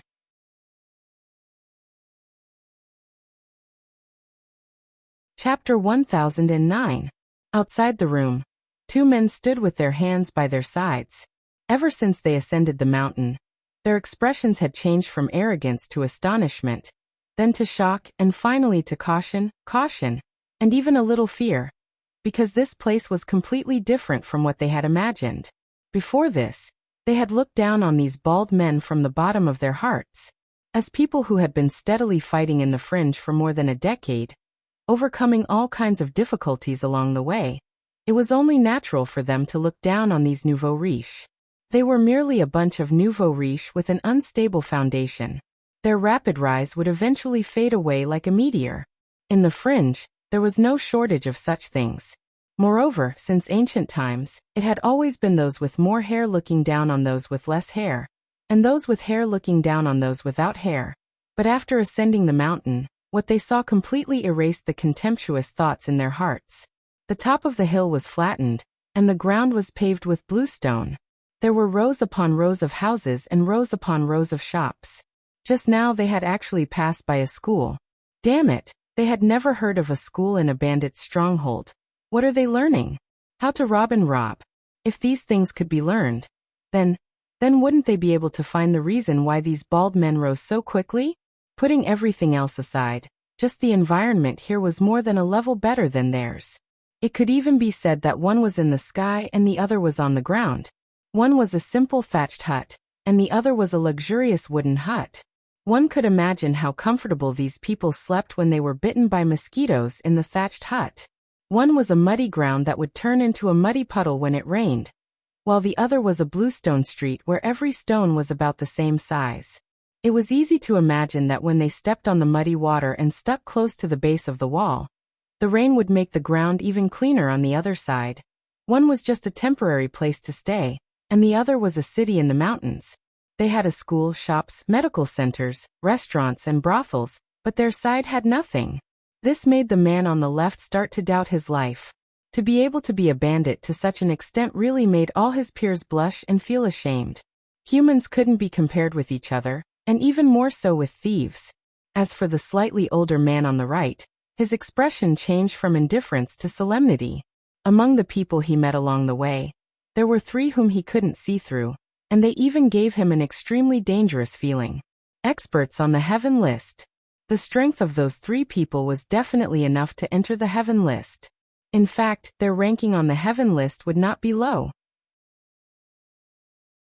Where on earth did those baldies gather so many martial arts masters? Of course, this was a good thing for them as well, and it was sufficient to greatly increase their chances of accomplishing that great matter. The premise was that they were willing to work together. At this time, a young bald man walked out from a house in front of them and said lightly, "You can go in." The 2 of them walked into the room, and the first thing they saw was a man and a woman, both bald. Men were born valiant, and women were even more valiant. The bald woman glanced at them and walked out on her own. The older man cupped his hands towards the bald man and said, "Are you Commander Wang?" There was a tinge of respect in his tone. It was respect for the strong. Although the bald man in front of him wasn't strong, he had the power to shake the foundation of the holy religion in the fringe. "That's me." The word Commander Wang made Wang Wei's heart burst with joy. When he looked at the 2 of them again, he immediately felt that they were pleasing to the eye. He glanced at the 2 of them and asked, "Were you sent by that Feng guy?" The middle-aged man nodded. "Yes." "Did that Feng guy ask you to come over and surrender?"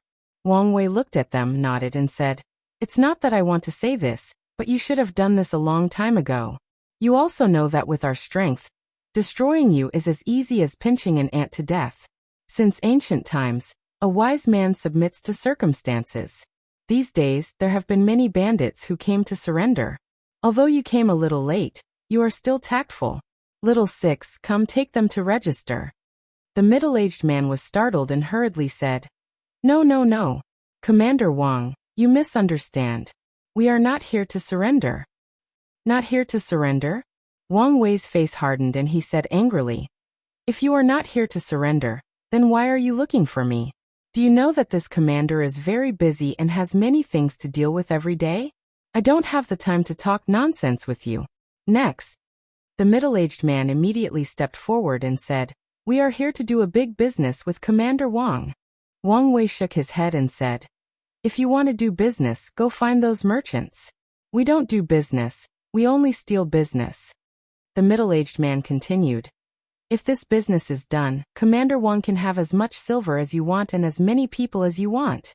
Wang Wei stood up and said loudly, "Little Six, what are you waiting for? Hurry up and serve them tea."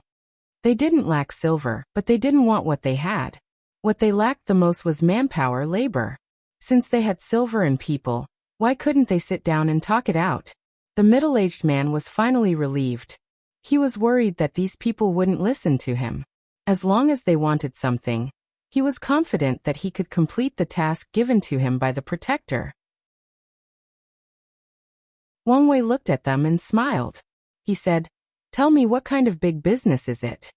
"We will join forces to attack Yong County and capture Jiang of Silla."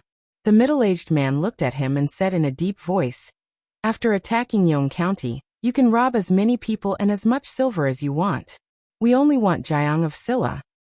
"Attack Yong County and capture Jiang of Silla?" Wang Wei gave a look to the young bald man behind the two men. The bald man immediately retreated and closed the door. Wang Wei looked at them and asked, "You want to rebel?"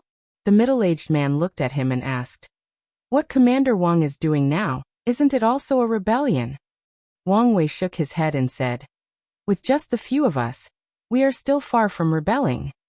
The middle-aged man said, "We only plan to attack Yong County, not all the way to the capital. After we are done, we will immediately return here. As long as we enter the land of chaos, we will be invincible. What is there for Commander Wang to worry about?" Wang Wei glanced at him and said, "In that case, why do we need to cooperate with you? It is just Yong County, we can attack it ourselves." The middle-aged man smiled and said, "We have spies in Yong County. When the time comes, we can work together. If it is just you, although you can do it, I think Commander Wang won't be willing to bear the loss, right?" "So there are spies?" Wang Wei thought for a moment and said, "Let me think about this." The middle-aged man nodded and said, "This is a serious matter. It should be so. However, how long does Commander Wang need to think about it?" "About an hour." Wang Wei stood up and sent the two out. He said to the young bald-headed man waiting outside the door, "Little Six, show these two guests around first. Also call the other leaders over." The young bald man nodded and extended his hand to the two men. "Two guests, this way please."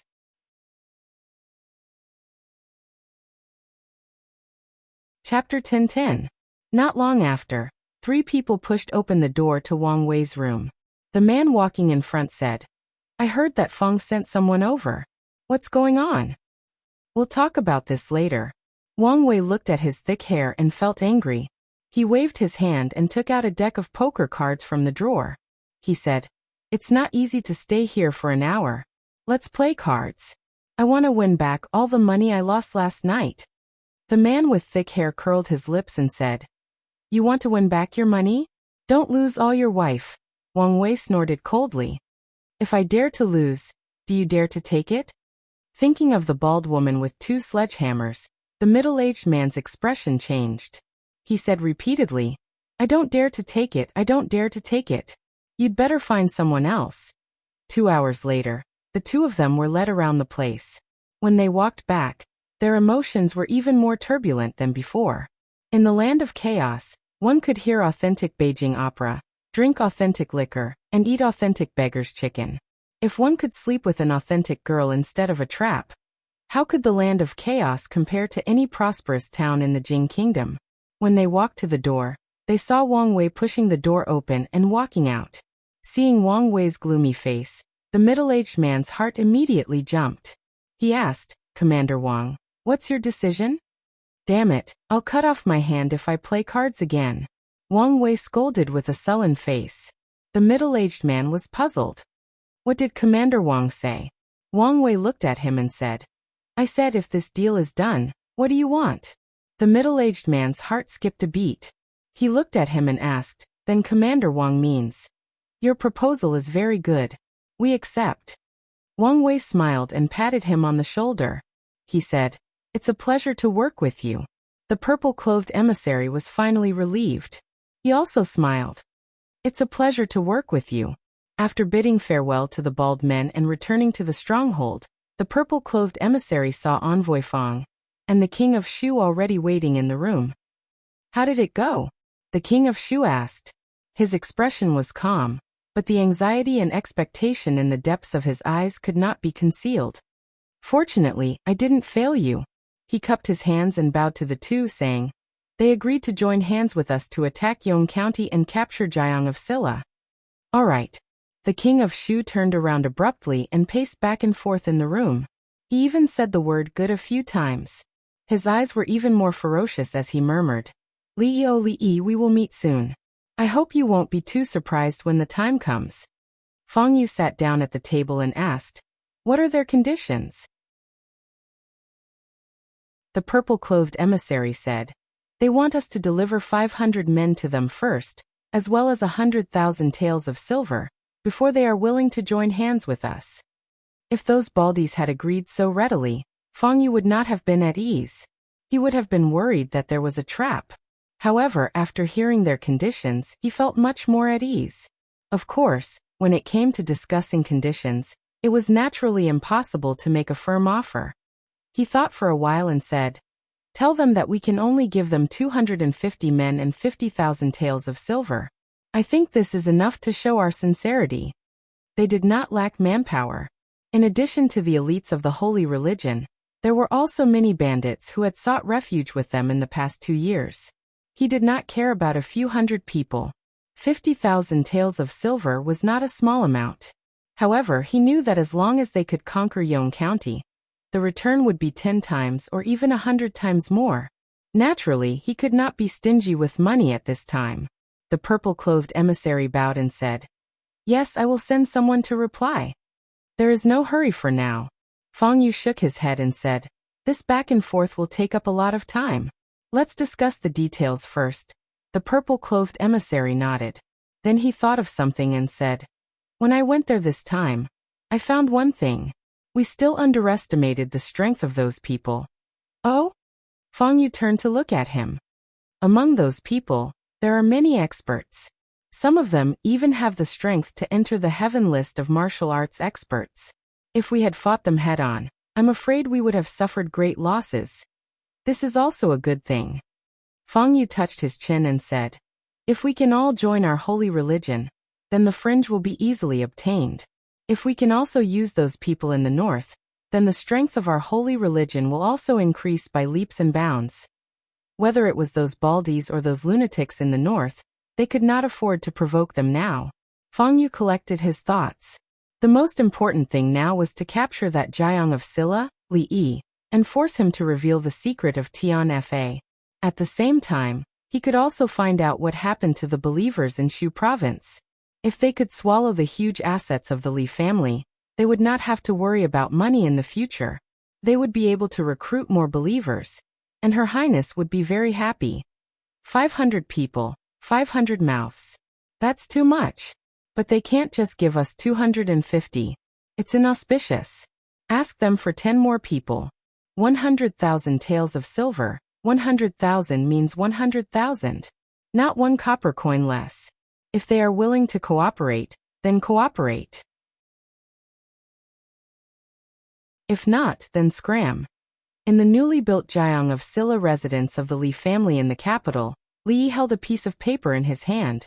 He looked at it and said, and they asked when you are going to make a move? What do you think about before the new year? Before the new year, everyone is preparing for the new year, and is not very vigilant. It is a good time to make a move. After we succeed, we can still have a fat new year. We should help them to the end. Should we also help them plan their route? After a while, Wang Wei touched his bald head and grinned. All right, then I will reply to them. After Wang Wei left, Chen Chong walked over and said, "The thing that the king of Shu regrets the most in his life is that meal he treated you to that day." Li Yi did not know whether the king of Shu regretted it or not, but he himself was quite regretful. He had wanted to live a carefree and happy life with his family in the capital. Who would have thought that just a meal would cause him to offend the king of Shu, the prime minister's residence, the Cui family, and the king of Shu and the Cui family's many lackeys in the capital? Step by step, he was forced to this road of no return by them. He had to protect himself and move forward all the way. Now not only could he not turn back, he could only leave the capital and hide in this poor and remote Shuzhou. He even had to temporarily borrow someone else's place to stay. Such a miserable experience made his heart ache just thinking about it. From the moment you entered the capital, I began to pay attention to you. I saw you defeat the Qin family, the Chu family, the king of Shu, the Cui family, and even our Chen family fell at your hands. Chen Chong sized him up and shook his head. I really can't understand how someone as mediocre as Li Minghan could give birth to such a monster of a son like you. Li glanced at him and indifferently said, "Provincial Governor Chen, don't you have any shame? Your Chen family has fallen and you're blaming me? I wonder who was it that knelt before the previous emperor and confessed." As if thinking of something, he paused and looked at Chen Chong again. "From the moment I entered the capital. Why did you pay attention to me?" Chen Chong waved his hand and casually said, "Nothing much. I just wanted to see what the young hero that even His Majesty praised endlessly was like." Li looked at him. "Is that true?" Chen Chong nodded. "Every word is true."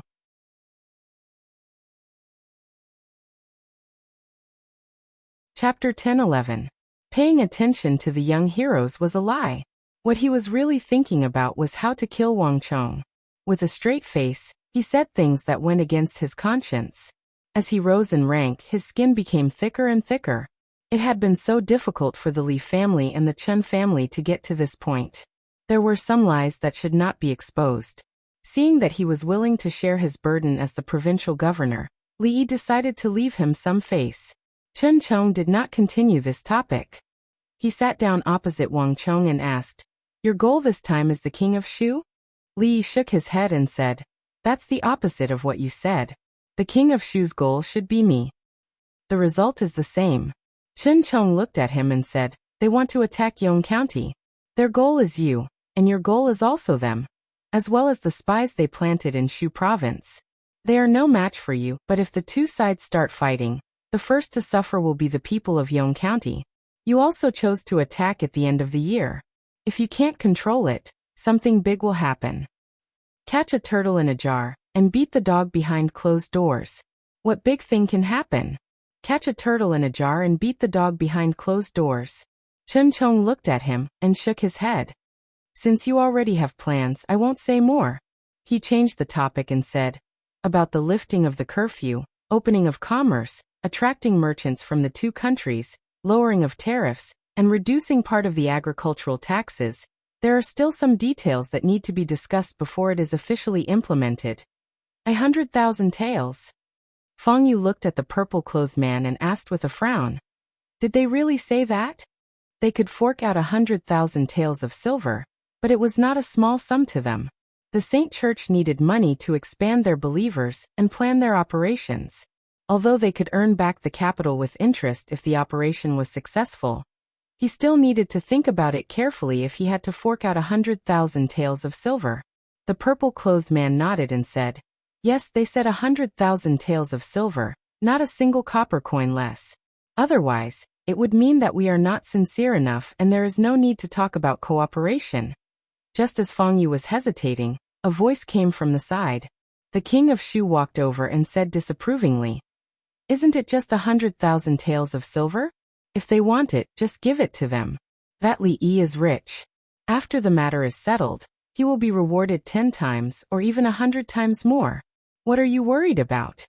Fang Yu pondered for a moment, then gritted his teeth and said, "Then give them 100,000 taels." He lowered his head and looked at it again. A trace of doubt appeared on his face as he muttered, "Why can't 250 people work? 260 people will do. It's just 10 more people. Is there a difference? It's just 10 people. It doesn't matter if there are more or less. Don't care about these details. The king of Shu shook his head and asked, "What else did they say?" Feng Yu continued reading and said, "They said that they would choose to make their move during the new year. At that time, the other party would not be on high alert, so it would be the easiest to succeed. They even found the most concealed and safest route." "That's a good idea." The king of Shu nodded and said, "Those baldies are not stupid. We should take advantage of this time to prepare. Show me the route." Feng Yu handed him a marked map. The king of Shu looked at it and nodded, saying, "Not bad. This route is mostly in the mountains and there are no villages. Although it's a little difficult to travel, it's hidden enough. After we leave the mountains, we will face the west gate. The west gate is the most dilapidated and the guards are the weakest. If someone cooperates with us and opens the gate in advance, we can go straight in." Seeing this, the king of Shu suddenly slapped the table and said with a smile, "These baldies are quite familiar with the defense of Yong County. It seems that we have found the right people." Behind him, a man nodded in agreement. In the 2 days before the new year, everyone was preparing for the new year. Even the guards guarding the city were not paying attention. It was the time when their vigilance was at its lowest. Even the king of Shu had praised the route they had chosen, so it could not be wrong. Those baldies were indeed well-educated bandits. They had ideas, insights, and were very considerate and thoughtful. Shu Prefecture was the last inhabited place in the west of the Jing Kingdom. In the hearts of the people of the Jing Kingdom, Shu Prefecture represented remoteness and poverty. Because it was located at the border between the Jing Kingdom and the Qi Kingdom, those who did not know much about Shu Prefecture would always feel uneasy living there, as if the Qi Kingdom could attack them at any time. In fact, this was completely groundless fear. Shu Prefecture was adjacent to the chaotic land and had endless mountains. Even though it was adjacent to the Qi Kingdom, if the Qi Kingdom wanted to use Shu Prefecture as a breakthrough point to attack the Jing Kingdom, the inconvenient transportation would cause the entire army to collapse. This was also the reason why Shu Prefecture had only been plagued by bandits in the past few decades, even though it was adjacent to the Qi Kingdom. Precisely because of this, the city walls of Shu Prefecture did not need to be too high or thick. 20 feet was enough. The government also did not spend extra money to repair the city walls, because it was completely unnecessary. Yong County, West City Wall. The western city wall of Yong County was already very dilapidated. Of course, this was only what it looked like from the outside. The walls were made of layers of black soil or loess, and were still very sturdy and durable. Feng did not understand why the son-in-law had come here with him today. This place was dilapidated. Other than the modeled city walls, there were only low-rise houses. There was nothing to see, and there was nothing fun to do. Li picked up a branch and casually drew on the ground. Feng looked at it for a while, and finally could not help but ask, "Son-in-law, what are you drawing?" Li pointed around and said, "What do you think about building a few shops here?" Feng looked around and finally understood what Li was drawing. He carefully squatted down and looked at it again. He shook his head and said, "Even if we want to open shops and build workshops, there is no need to build the houses as high as the city walls. Moreover, these shops in a circle will look like an urn. It doesn't look good." Li threw away the branch and said, "You don't understand. This is called a business district. A business district, a business district. It has to be in a circle." The son-in-law was rich, so he could do whatever he wanted. He did not care and casually asked, "When do you want to build it?" "I will arrange for people." "Start now. It must be completed within 3 months. The shops will open on New Year's Day." Feng was surprised and said, "So urgent. Is it difficult?" "It's not that difficult." Feng shook his head and said, "Just find more people and spend more money. I will arrange it. I guarantee that the task will be completed within 2 months." Li nodded and said, "It's okay to spend more money. It's fine as long as it can be completed earlier. As long as you are happy." Feng shook his head. He did not know what a business district was, but he was sure that the son-in-law only knew some miscellaneous military tactics. He did not know what a barbican was. A barbican, as the name suggested, was a city that looked like an urn. Only important cities would build a small city in a circle around the city gates and build it as high as the city walls. This was so that when a strong enemy invaded, as long as the two city gates were closed, the enemy could be trapped. It would be like catching a turtle in a jar. When the time came, the choice of ambushing soldiers in the city or letting the archers shoot arrows, splash boiling oil, or throw stones on the city walls depended entirely on the mood. Shu province was not a strategic location. Why would the son-in-law spend so much effort to build a barbican? Was he worried that the Qi kingdom's army would cross the mountains and attack from here? There was a urn, but there was no turtle.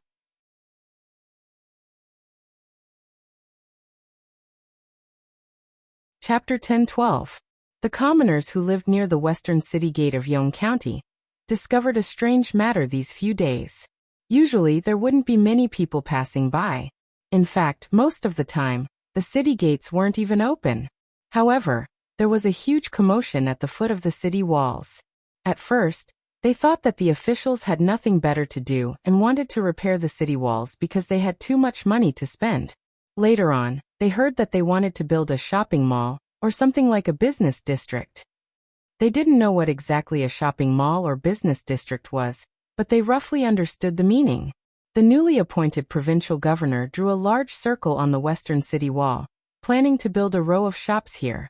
As for why they didn't build on the streets and insisted on surrounding the city gates, they attributed it to the provincial governor having a mental problem. Yong County already had a market square, and it was enough for the commoners to use daily. Why did the provincial governor want to waste manpower and money to build a bigger one? If this wasn't a mental problem, what was? But thinking about it carefully, it couldn't be said to be wasting manpower and money. After all, not only were the commoners not asking for money this time, those who came here to work could even receive 20 copper coins a day. That was 20 copper coins. To the commoners who only relied on farming for a living, it would take them a long time to earn it. This was like a copper coin falling from the sky. Coincidentally, it was the slack season now. If they didn't want to do such a good job, they would be as crazy as the provincial governor. For a period of time, the doorsill of the Yong County government office would be trampled by people every 2 days. The people who came were all commoners who wanted to work on the western city wall. After registering at the government office and being led by a bailiff, they would be able to receive 20 copper coins on the same day. The officials didn't reject any commoners who wanted to work. They would take in as many as they came. There was no helping it. The construction period was tight, and the tasks were heavy. Those shops had to be opened before the new year. Right now there were only 3 months before the new year. In other words, they would need at most 2 months to finish the work. Otherwise, from the officials to the bailiffs, everyone would be punished. It was said that this was the idea of the newly appointed provincial governor Chen. The commoners were happy that they could earn money during the slack season, but the officials of Yong County didn't dare to say anything. They could only secretly curse that provincial governor Chen in their hearts. They had seen superiors who liked to cause trouble, but they had never seen one who could cause trouble like this. The officials and bailiffs of the workshops were responsible for supervising the construction of this project. Because they didn't have enough manpower, they had to borrow people from the other branches. Apart from the workers, the officials of the household were also having a hard time. They didn't know what was wrong with Provincial Governor Qin, but he wanted them to keep all the merchants in Shuzhou as much as possible. This wasn't like supervising the construction of a house. Without a silver tongue and perseverance, it was impossible to do this kind of work. A bailiff of the Bureau of Revenue had just sent off a caravan. When he walked back to the city gate, he pursed his lips, which had become dry from talking too much. He couldn't help but curse in a low voice. Provincial Governor Chun, damn it. As soon as he raised his head, he saw a guard at the city gate looking at him. He exchanged glances with the guard and shook his head, saying, Provincial Governor Chun has racked his brains for the sake of the commoners of Shu Province. I wonder if his mother's health is good. Yong County East City Gate. A group of merchants stopped outside the city gates. The leader of the group, a rich man, turned around and said to a bald man behind him, Brothers, thank you for your help along the way. The bald man waved his hand and said, There's no need to thank us. If you want to cooperate in the future, you can look for us. You know how to contact us, right? I know. The rich man nodded and said, when we return, we will look for you brothers. The bald man nodded and waved his hand, saying, all right, see you later. Brothers, have a safe journey. After bidding farewell to the others, the rich man looked at the city gate of Yong County and couldn't help but smile. Ever since the fringe became easier to travel, they had to save a lot of money. According to the merchants they met on the way, the bandits in Shu province had been completely eradicated. They no longer had to worry about all the goods and money they had spent so much effort to travel from the Qi kingdom to Shu province. In the future, they could travel boldly on the road to Shu province. From the fringe to Shu province, the people were good and the road was good. Whenever he saw the bald man, he would feel a sense of familiarity. This sense of familiarity immediately disappeared when he saw a man in a government uniform walking towards them. They could hide from the kingdom of Qi, but they could not hide from the kingdom of Jing. Shuzhou was a place that they could not avoid. The tariff here was so strict that it was enough to make many small merchants shrink back. Sir. The rich man smiled apologetically. Just as he was about to speak, the officer quickly walked over with a smile and asked, are you merchants from the Qi kingdom? The rich man's heart skipped a beat when he saw the officer, who had always been cold and expressionless, reveal such a terrifying smile on his face. There must be something wrong with this unusual situation. This officer was smiling so brightly. It seemed that they were in big trouble this time. He was nervous and said, sir. Hey, don't be so polite. Come in. The officer's smile became even brighter as he led them into the county. The rich man was even more nervous. Whether it was in the Jing kingdom or the Qi kingdom, the government always set up checkpoints to collect taxes. The Qi kingdom severely suppressed business. The tax rate was 2 out of 10. As for what was 2 out of 10, it was also decided by the officials. Therefore, in the Qi kingdom, it was very difficult to do business without an official background. Ever since the reform of the Jing state's tax laws, under the condition that agriculture was stable, merchants weren't suppressed as much as they were in the Qi state. Instead, they were guided and encouraged to a certain extent. Therefore, more and more merchants from the Qi state were willing to do business in the Jing state. Of course, the people of the Qi kingdom in the Jing kingdom was different from the people of the Jing kingdom in the Jing kingdom. Merchants in the Jing kingdom paid 1 out of 20 taxes. They had to pay 1 out of 10 taxes. Of course, it was still more cost-effective than in the Qi kingdom. When they arrived at the official warehouse, the officer gave him a list after checking the goods. He was already used to this process. The list contained the total number of goods and the taxes they had to pay. The officer's attitude just now made him very nervous. He guessed that the tax laws in the Jing kingdom had been changed again. He was afraid that this trip would be in vain. However, when he saw the taxes at the bottom of the list, he couldn't help but be stunned. In the Qi kingdom, the government would value the goods and then convert them into silver. They would deliberately raise the price of the goods to increase the taxes of the merchants. In fact, the government everywhere did this. The only difference was that each was more black-hearted than the other. However, the number written on the list was more than half of what he expected. He had always paid more taxes. This was the first time that he encountered a situation where he paid less taxes. There was a trap. There must be a trap somewhere. Thinking of the officer's attitude, he was even more certain. This was a test. It must be a test. If he was greedy and pretended not to know about this and tried to deceive them, he might lose both his life and money this time. He looked at the officer and said with a serious face, Your Excellency, we didn't hide any goods. These few carts are all we have. There's no problem with the valuation on the list. But the taxes. Your Excellency, could it be? Could it be possible that Your Excellency made a mistake in the calculation? Looking at the officer's expression, he didn't wait for him to speak. He immediately said, Of course, Your Excellency, please don't misunderstand me. I absolutely didn't mean to criticize Your Excellency. Please don't blame me.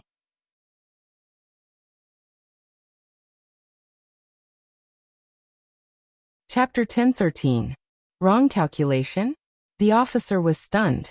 He looked at him, shook his head and said with a smile, No, the calculation is not wrong. The provincial governor has ordered that from now on, the merchants of the Qi kingdom will be treated the same as those of the Jing kingdom. Your tax will be calculated according to the new system, no more and no less. The wealthy-looking man was rooted to the spot. The merchants of the Qi kingdom will be treated the same as those of the Jing kingdom? Who are you kidding? Even if you want to deceive me, you don't need to use such a poor excuse. This is the Jing kingdom. How can the people of the Qi kingdom and the people of the Jing kingdom be treated the same? I'm afraid that they will arrest me for tax evasion as soon as I pay the tax. I haven't been here for half a year, but the officials of Shuzhou have become more and more evil. He looked at the official, his legs went soft, and he knelt on the ground with a thud. With snot and tears running down his face he cried, "Sir, I beg you to let this lowly one go. This lowly one has an 80-year-old mother and an 8-year-old child. If anything happens to this batch of goods, this lowly one's family will have nothing to eat this winter." The officer's eyes were also a little wet when he saw him crying bitterly.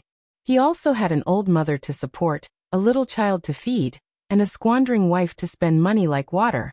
For the sake of his mother's cooking, his child's snacks, and his wife's perfume, for the sake of this month's performance, for the generous bonus, for the sake of a fat new year, he had to clench his teeth and hold on even if he had to talk until his mouth broke.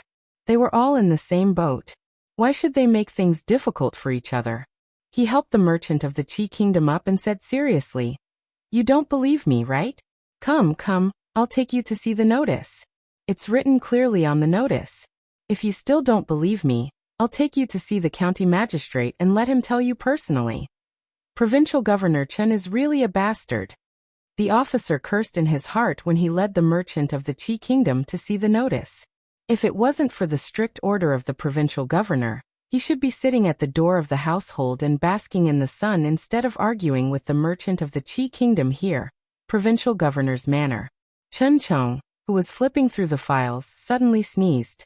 Third Miss Chun, who had just left the room, walked back in and reminded him. The weather is slowly turning cold. Second brother, wear more clothes. Don't catch a cold. Chen Chong put down the file and nodded with a smile. I understand. At the same time, the low-ranking official led the merchants of the Qi kingdom out of the county yamen. The petty official looked at the merchants of the Qi kingdom and said, "This is Shuzhou. Thanks to His Royal Highness Jiang of Silla's benevolence, he knows that it's not easy for you to travel far and wide. That's why he gives you such preferential treatment. You won't get such good policies anywhere else. Big brother official, I'm really sorry. I've gauged the heart of a gentleman with my own mean measure."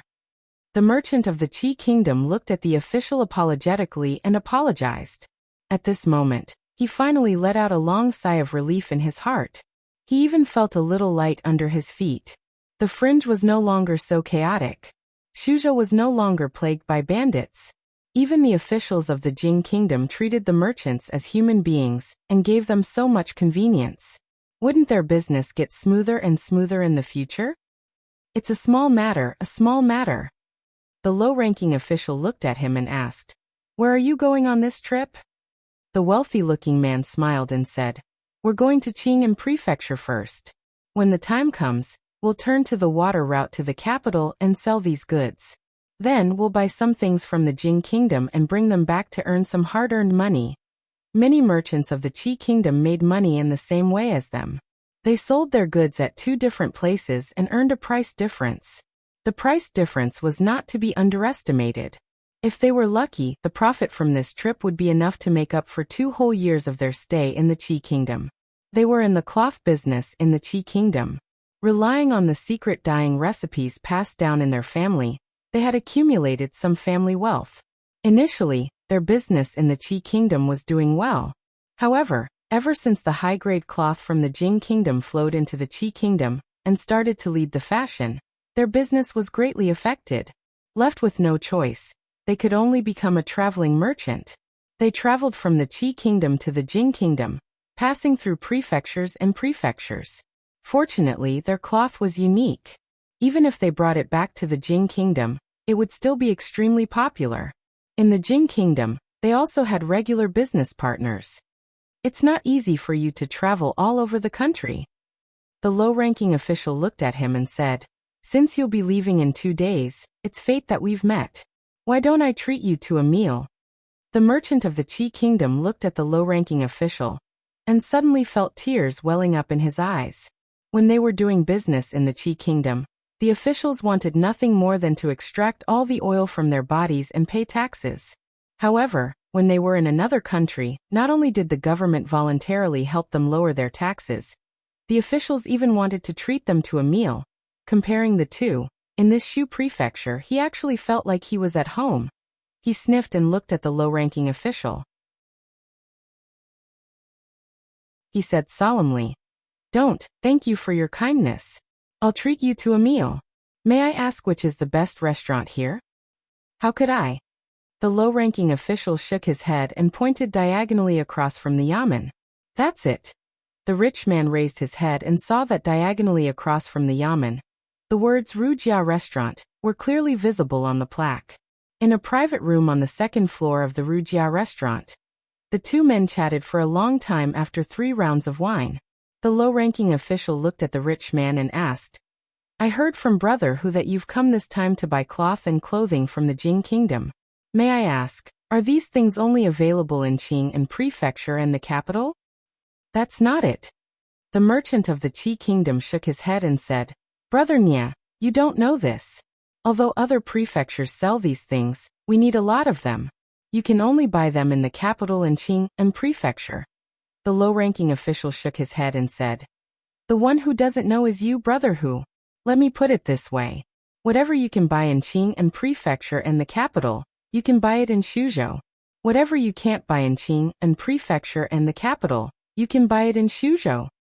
The merchant of the Qi kingdom was stunned. He asked, "Why is that?" "Of course it's because His Highness Jiang of Silla has come." The low-ranking official waved his hand and said, "Let's eat first. When we're done I'll show you around and you'll know." "All right, Brother Nia, I'll drink to you first." "Cheers." After a while, the merchant of the Qi kingdom stood at the western gate and looked at the crowd working in full swing. He asked in astonishment, "Brother Nia, what are you doing? Are you building the city walls?" "This isn't building the city walls." The low-ranking official shook his head and said, "Look, this circle of unbuilt buildings are all shops and workshops. They'll be finished in another 2 months. The higher-ups have said that this will be a shopping mall in the future. There are shops selling cloth, clothes, restaurants, cloth shops, and inns." He looked at the merchant of the Qi kingdom and said, "Even you can rent a shop here. There are merchants from all over the world here. If you want to buy something, you don't have to travel all the way from Shuzhou to the capital. Whatever the capital has you can find here. Is that true?" The eyes of the merchant of the Qi kingdom lit up when he heard this. For merchants like them, if they could skip the trip to the capital, they would not only save time and travel expenses, but they would also greatly reduce the risk. If they calculated it carefully, they could save more than half of their expenses. Moreover, time was money.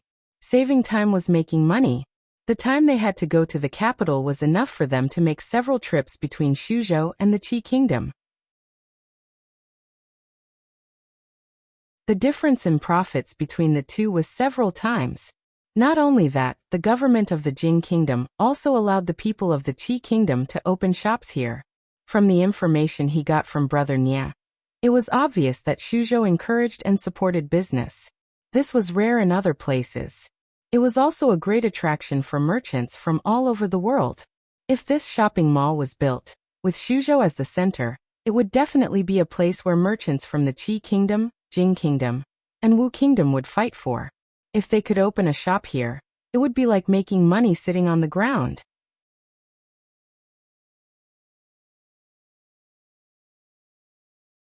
Chapter 10:14. The merchant's eyes flickered as if he could already see mountains of gold and silver flashing before his eyes. He looked at the petty official and asked, "Big Brother Nia, do you think I can rent a shop here as well?" "First come, first served. You can reserve it after paying the deposit." The petty official looked at him and said, "Today is fine, but in a few days there might not be any space left." The merchant from the Qi kingdom immediately said, "Thank you, Brother Nia. Where can I pay the deposit? I'll go now." The petty official waved his hand and said, No need to thank me. It's all because of the good policies. The merchant from the Qi kingdom shook his head repeatedly. If not for you, Brother Nia, I would already be on my way to the capital. How could I encounter such a good thing? After paying the deposit, I'll reward you handsomely. There were still a few more to go for this month's sales. The petty official thought for a moment and said, if you really want to thank me, introduce some of your merchant friends to me. After paying the deposit, the merchant from the Qi kingdom came out from the registration area of the yamen. Once again, he bowed respectfully to the petty official and said seriously, I can't thank you enough. If Brother Nia needs anything in the future, please don't hesitate to ask. I won't refuse. You're too kind. The petty official waved his hand and said, don't you want to buy cloth? I'll take you to the cloth workshop. I heard that the cloth workshop in the capital is the same one in our Shuzhou. Take a look first. The merchant from the Qi kingdom cupped his hands and said, all right. I'll have to trouble Brother Nia again. As soon as he finished speaking, he suddenly heard the sound of an argument. That's clearly my customer. How dare you fight with me? What do you mean by your customer? Who told you to walk so slowly? Your sales for this month are enough. Can't you let me have one? Who wouldn't want to live with money? The merchant from the Qi kingdom watched as the two yamen runners dragged each other into the yamen. He looked at the petty official and asked, Brother Nia, this is. The petty official waved his hand and said, don't worry about them. Let's go on our. Although it was the slack season for farming, the people of Yong County were living quite a fulfilling life. Every day before dawn, the strong men in the village would form groups of 5 or 10 and go to the prefectural city to build houses. At noon, they would be provided with a meal of noodles. Once they were full, they would return at night. Their wages would be 20 copper coins a day, paid on a daily basis. They couldn't even earn 20 copper coins a day from farming. They didn't have any other skills, but they had plenty of physical strength. They could earn 20 copper coins a day, and every few days, they could still make up their minds to buy a pot of wine and 2 taels of meat to eat. Wu Laosan was one of them. The reason why he was called Wu Laosan was that he was the 3rd child in his family. He had 2 older brothers before him. One died not long after he was born, and the other was killed by bandits more than 10 years ago. He was the only one left in the old Wu family. Thinking of this, he felt that it was a pity. Second brother didn't have the luck to die early. Otherwise, he would have been able to witness this world without thieves. His Highness Jiang of Silla was the best. He did such a great thing for the people of Shuzhou. It was just that he wasn't a good judge of character. He found a provincial governor who was sick in the head. He built shops at the city gate, and he even built them in a circle. But thinking about it carefully, if this provincial governor was normal, he wouldn't earn 20 copper coins a day, and he wouldn't have the money to buy candied fruits from Su Fuji for his wife. Therefore, he found a provincial governor who was sick in the head. His Highness Jiang of Silla was the best. Speaking of his wife, she had been with him for so long, but she didn't have any good fortune. When the family was in dire straits, she had to weave cloth to make money to support the family. It was really hard for her. He took out the candied fruits that he spent 10 copper coins to buy today, pushed open the door, and said loudly, First Mother, I'm back. A woman walked out of the room and said, You're back. Come in quickly. I'll cook immediately. Wu Laosan walked in and asked with a frown, Where did you go today? Why are you only cooking now? The woman said softly, Today the cloth shop in the city is recruiting people. I asked third aunt to accompany me to take a look. The cloth shop is recruiting people. Why did you go there? Wu Laosan frowned and said, You're a woman. Why don't you stay at home? Don't run around all day. He threw a paper bag on the table and said, When it comes to earning money, us men will do it. Can you women earn 20 copper coins a day? This is the candied fruit that I bought from Su Fuji today. Try it. If you like it, I'll buy it for you in a few days. I know. The woman opened the paper bag and said softly. Wu Laosan took a cold steamed bun and ate it. He asked casually, All right, how much does the cloth shop pay you every day? 300 copper coins. Wu Laosan took a bite of the steamed bun. His expression froze. He looked at her and asked in a muffled voice, How much? 3 copper coins? The woman took a bite of the candied fruit and said softly, "Everyone else pays 30 copper coins." I showed them the cloth that I used to weave. They said that I was good at weaving, and the flowers were beautiful. They asked me to teach them how to weave. They paid me 300 copper coins a day. Wu Laosen was stunned for a while. He grabbed the kettle and gulped down the steamed bun. He put down the kettle and slammed the table. He said loudly, "You're a woman. Don't you feel bored staying at home all day? If there's a chance, you should go out and see more. Where's the cloth shop you mentioned? Bring me there tomorrow. They only hire women." "Don't I know that they only hire women?" Wu Laosen looked at her and said seriously, "I'm looking for you to see if they're lying. Women like you are the easiest to be deceived." "No, that's the workshop of the Jiang of Silla. They won't lie." Wu Laosen looked at her and then at the paper bag in her hand. He put the cold steamed bun aside and pursed his lips. He said, "Come, let me try a piece of the candied fruit." The pandemonium. Feng Yu put down a piece of paper and said, "Building a shop? What is this Li Yi doing?" He turned to look at the man in purple and asked, "Is the news true?" The man in purple nodded and said, "I've asked the local people. They want to build a shopping mall there. It's said that they'll be opening before the new year." They had lost contact with the messengers of the holy religion in charge of Shu province. This meant that they couldn't contact the believers in Shu province. If they wanted to obtain information, they could only ask the local people. Feng Yu frowned and murmured, "Why does it have to be the West Gate? Are you stupid? There are 4 gates in the east, west, south, and north. Only the West Gate is the most useless. It's not open all year round. If they didn't choose the West Gate, would they choose the other 3? The king of Shu walked over from the side and looked at him. He said, "You may not know this, but Li Yi's greatest strength is not in governing the country, but in business. He should be making a good profit during the New Year's festival. Didn't he find a way to keep those merchants in Shuzhou?" Feng Yu shook his head. "I'm just worried." "There's nothing to worry about." The king of Shu shook his head and said, "There are 3,000 soldiers stationed in Shu province. Yong County can only mobilize 2,000 soldiers at most. They're just a bunch of stragglers and are nothing to be afraid of. As long as your people can open the city gates, no one can stop us." "I know." Feng Yu shook his head and said, "But it's better to be careful." The king of Shu shook his head and revealed an excited expression. He said, "I think it's best to wait until after the Lantern Festival to make a move. When he has earned enough money, we can slaughter a fat sheep."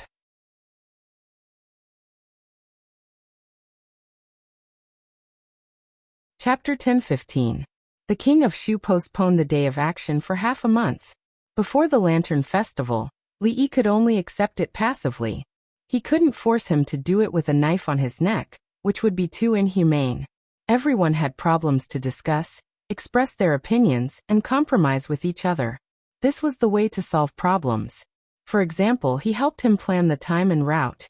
He thought it was better to take action after the Spring Festival. He also thought what he said made sense.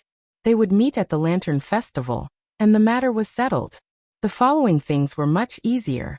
If Shuzhou wanted to develop, the first thing to get rid of was the closed or outdated policies after eliminating the corrupt officials, bandits, and the unstable factor of the king of Shu. At present, for ordinary people in Shuzhou, agriculture was still the most important and basic. It was related to whether they could have enough to eat, and whether they would be hungry. On this basis, it was necessary to emphasize that industry, agriculture, and commerce should go hand in hand and develop together. That was what they had been doing these days. They lowered the tariff, attracted investment, canceled the curfew, opened the night market, built workshops, and provided a large number of jobs for idle women at home. The goods produced in the workshops were sold to merchants from other countries. Shuzhou would become the first special economic zone in the Jing Kingdom. Walking Rui and Ruoqing on the streets of Yong County again, it was quite different from a few months ago. The streets of Yong County used to be dirty and messy. Garbage could be seen everywhere, and sewage ditches were everywhere. When they passed some roads, they had to cover their mouths and noses. Now the streets were cleaned by professionals. Although it was not spotless, at least it was not dirty and messy anymore. Of course, the Yong County government did this not only to implement the provincial governor's policy. Since the reform of the tariff and commercial laws in Shuzhou, it attracted merchants from the Jing Kingdom, the Qi Kingdom, and even the Wu Kingdom in a short period of time. Shuzhou's geographical location was special. It was the place where these merchants had to pass to and from other countries. Now, after the reform of the commercial laws, no other state was more friendly to these merchants than Shuzhou. Every day, there were goods from all over the world converging here. There was no need to travel everywhere. Anything they wanted to buy could be found in Yong County. Free trade. The merchants weren't the only ones who were happy. The officials of Yong County were even happier. Although the tax rate for foreign businessmen has been reduced, the total tax amount has increased tenfold. Those businessmen came here to rent shops, land, and workshops. Although they can't touch these silvers, they are still happy to see them. What's more, these silvers would eventually be used in Shu province. This included their bonuses. With a little performance, just the year-end bonus alone would be equivalent to a year's salary. Before this, they had thought that the new provincial governor Chun had lost his mind. Only now did they realize that it was His Highness Jiang of Silla who had a unique vision and foresight. I heard that His Highness Jiang of Silla is about to get married. I heard about it. In a few days, all the brothels in the city will have free performances for 3 days. Now we can watch to our heart's content. His Highness has only been in Shu province for a few months, but the officials have already become better. There are no more bandits. Life is changing day by day. My wife works in the cloth shop and can earn 30 copper coins a day. I only earn a few copper coins after working so hard every day. Sigh. You can just laugh secretly. We have been waiting for the stars and the moon for so many years before His Highness finally came. This time, we have to show our appreciation for His Highness's wedding. We have almost accumulated a basket of eggs at home. Although they aren't worth much, it can be considered a small token of our appreciation.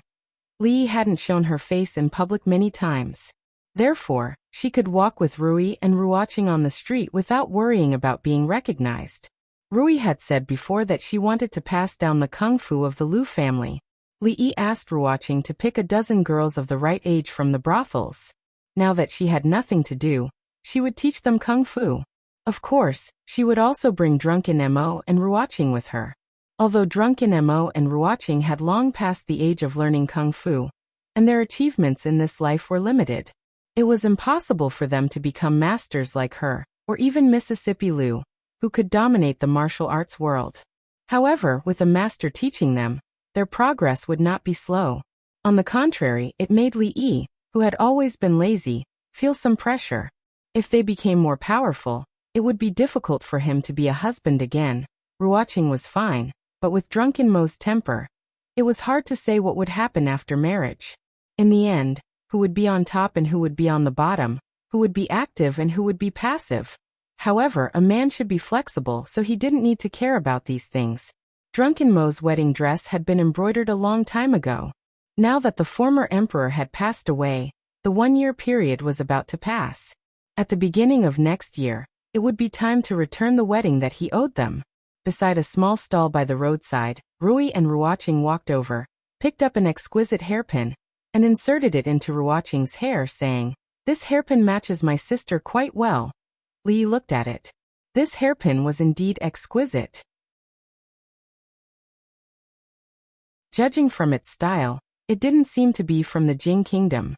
Now in Yong County, merchants from all over the world gathered, and any small stall on the street could buy a lot of good things. Beside the two of them, another woman also picked up a hairpin. She turned around and said to a man in a yamen uniform, "Husband, this hairpin is beautiful. I want this one." The official frowned and said, "Didn't I just buy one for you yesterday? Why do you want it?" The woman grabbed his arm, shook it hard, and said angrily, "No, I want it, I want it, I want it." Okay. The official hurriedly agreed. Now when he heard her say, "I want it," his legs would unconsciously go soft. What was a night of love worth 1,000 gold? It was all a lie. She was a good girl before marriage. How could she become like this after marriage? Habitually holding his waist, he looked at the merchant and asked, "How much is this hairpin?" You really have a good eye. Seeing him pick the hairpin, the merchant's eyes lit up and said, "This is the hairpin that Empress Wendy wore on her head when she committed suicide. It's a priceless treasure." "Who are you lying to? Which empress committed suicide? If you talk nonsense again, I'll take you to the officials." The official glared at him. If it weren't for the county magistrate asking them to treat these merchants better, the lies he had just fabricated were enough to make him shed a layer of skin. "It's Empress Wendy of the Wu Kingdom." The merchant hurriedly shook his head and said, "Sir, you can take a closer look. This style, this material, it's really a real royal thing. If it weren't for the fact that this is the Jing Kingdom, I wouldn't dare to sell it." The official looked at him and shook his head, saying, "Just tell me how much it is." 1,000 taels. The merchant from the Wu Kingdom looked at him and said, "I might as well tell you the truth. This hairpin is the relic of Empress Wendy of the Wu Kingdom. I only dare to sell it here. 1,000 taels, 1,000 taels, no lower. Let's go." The official took the woman's hand and turned around to leave. 1,000 taels? 1,000 taels? He had to think about it. 1,000 taels? Even if he sold himself, it wouldn't be enough. The woman also knew that they couldn't afford it. After looking at it longingly, she could only sigh and leave. "Sir, don't go. Don't go." Seeing that they were about to leave, the merchant from the Wu Kingdom immediately said, "Another 2 taels, 998. How about 998? Hey sir, another 598, 498, 498. Wait." Li Yi picked up the hairpin just now, looked at the merchant from the Wu Kingdom, and asked, "You said that this is the relic of Empress Wendy of the Wu Kingdom. Do you have any proof?" The merchant from the Wu Kingdom was stunned. He did not expect that after one person left, another person would come. The young master in front of him seemed to be much wealthier than the previous one. Just from the clothes of the 2 female companions beside him, one could tell that. The official who had just turned around and left also stopped after hearing that. He looked back at the back of that person, wanting to see who was so stupid to spend 1,000 taels to buy such a fake.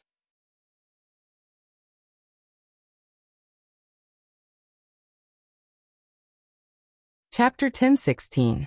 The merchant from the Wu Kingdom looked at him and said with a smile, "Sir, you are not an ordinary person at first glance. Whether it belongs to the royal family or not, you will know when you take a closer look." Li Yi could see that this hairpin was not an ordinary one. Except for the queen of a country, it was a big crime for anyone to use a phoenix hairpin. Few people had the guts to forge this hairpin and sell it.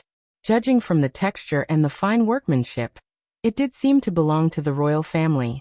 Seeing his expression, the merchant from the Wu Kingdom was delighted and asked, "Young master, is it worth it to buy this hairpin for 1,000 taels of silver?" Li Yi glanced at him and put away the hairpin, saying, "Didn't you say 498 taels of silver just now? I will give you another 200 taels of silver. So I want this hairpin for 500 taels of silver." "Sir, this." The merchant from the Wu Kingdom looked depressed. He really shouldn't have said those words just now. The official obviously didn't want to buy it. He shouted for nothing, but now 500 taels of silver flew away just like that. However, he also knew that it was not easy to sell this thing. It was a profit to have 500 taels of silver. He could only nod helplessly and said with his teeth clenched, 500 taels of silver it is, okay." Behind Li Yi, the woman just now looked at him and curled her lips, saying, 500 taels of silver for such a fake. Are you stupid? The merchant from the Wu Kingdom was furious. He looked at her and said loudly, "What fake? Do you think this young master is as ignorant as you are?" When the woman was about to speak, she found that the man next to her suddenly pulled her arm. Before she could ask anything, she saw her husband's legs go soft and he knelt down. The official looked pale. Looking at the young man in front of him, he said in a trembling voice, "Greetings, Your Highness Jiang of Silla. I didn't know Your Highness and offended you. Please forgive me, Your Highness." "Jing, Your Highness Jiang of Silla." Hearing that, the woman's face turned pale, and she also knelt down with her husband. As for the merchant from the Wu Kingdom, when he knew that the person in front of him was the famous His Highness Jiang of Silla, he was stunned and his body trembled. Where? His Highness Jiang of Silla, where is His Highness? I haven't seen what His Highness looks like. I'll pay for the hairpin at the Jiang of Silla's residence. Seeing that there was already a commotion on the street, Li glanced at the businessman from the Wu Kingdom. With one hand holding Rui and the other hand holding Ruoqing, they quickly disappeared into the alley ahead. At first, he was the one pulling Rui and Ruoqing as they ran. Later, Rui was the one carrying them on each side as they flew in the sky. Only then did he get rid of the people of Yong County, who were rushing over from all directions. He flew back to the Jiang of Silla mansion and sat in the small courtyard. He took a long time to calm down. In his previous life, he had only seen such a scene when he passed by an airport and saw the fans of a certain A-list celebrity welcoming him. He didn't expect that he would have such a day. It seemed that practicing martial arts was the right choice. If he didn't have the ability to fly in the sky, he might not be able to resist these fans.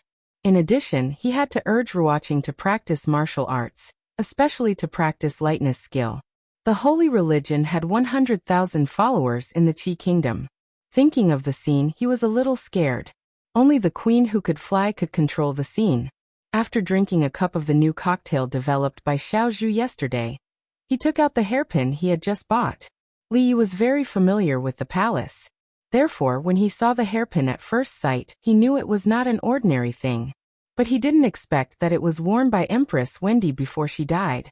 Empress Wendy was the former empress of the Wu Kingdom. After the current emperor of the Wu Kingdom killed his brother and father, she committed suicide. Now he was sure that Yang Liuqing was the princess of the Wu Kingdom. After the emperor of the Wu Kingdom usurped the throne, she fled the palace. Then this Empress Wendy must be Yang Liuqing's mother. Since he saw it, he naturally had to help her put away Empress Wendy's belongings. He would return them to her when he saw them in the future. Several months ago, the news about Yang Liuqing was directly cut off. Of course, it wasn't because something had happened to her. It was just that the Wu Kingdom was now full of heroes and chaos. The imperial court wanted to get rid of these people as soon as possible. She was the most important person to pay attention to. If she didn't hide her trace, the imperial court would definitely encircle her. Whether it was the Lu League or the brothel, they had no sources in the Wu Kingdom. Even the imperial court of the Wu Kingdom couldn't find Yang Liuqing. Of course, it was impossible for Li Yi to find her himself. Recently, Mississippi Lu didn't mention going to the Wu Kingdom. The Lu League needed to take root in Suzhou again. As the league leader, she had to deal with many things in person. Of course, more importantly, even if the two of them and the whole Lu League joined forces, they still couldn't compete with the country. Today, Mississippi Lu had already changed her rash temperament. Except for taking action when she disagreed with him, she didn't have that kind of irrational impulse anymore. In retrospect, she had really changed a lot in the past few years. But the biggest change was reflected in her cooking skills. A woman changed 18 times before she grew up. And a fairy fell to the mortal world. 2 years ago, looking at the chicken pieces that she burned into charcoal, he would never have imagined that one day he would miss the dishes cooked by Mississippi Lu. Fong poked his head out of the door and said, "Young master, there's someone outside. He said that you bought the hairpin from him and didn't pay for it." Coincidentally, he still had some details to ask the merchant from the Wu Kingdom. In case he made a mistake in the future, Li turned his head and said, "Let him in." After a while, the merchant from the Wu Kingdom walked over with fear and trepidation. He bowed respectfully and said, "Your Highness, I pay my respects to you." At this moment he was a little nervous. If the person who bought his hairpin was not His Highness Jiang of Silla, who was praised by everyone in Suzhou, he would never dare to come to the prince's mansion to ask for money.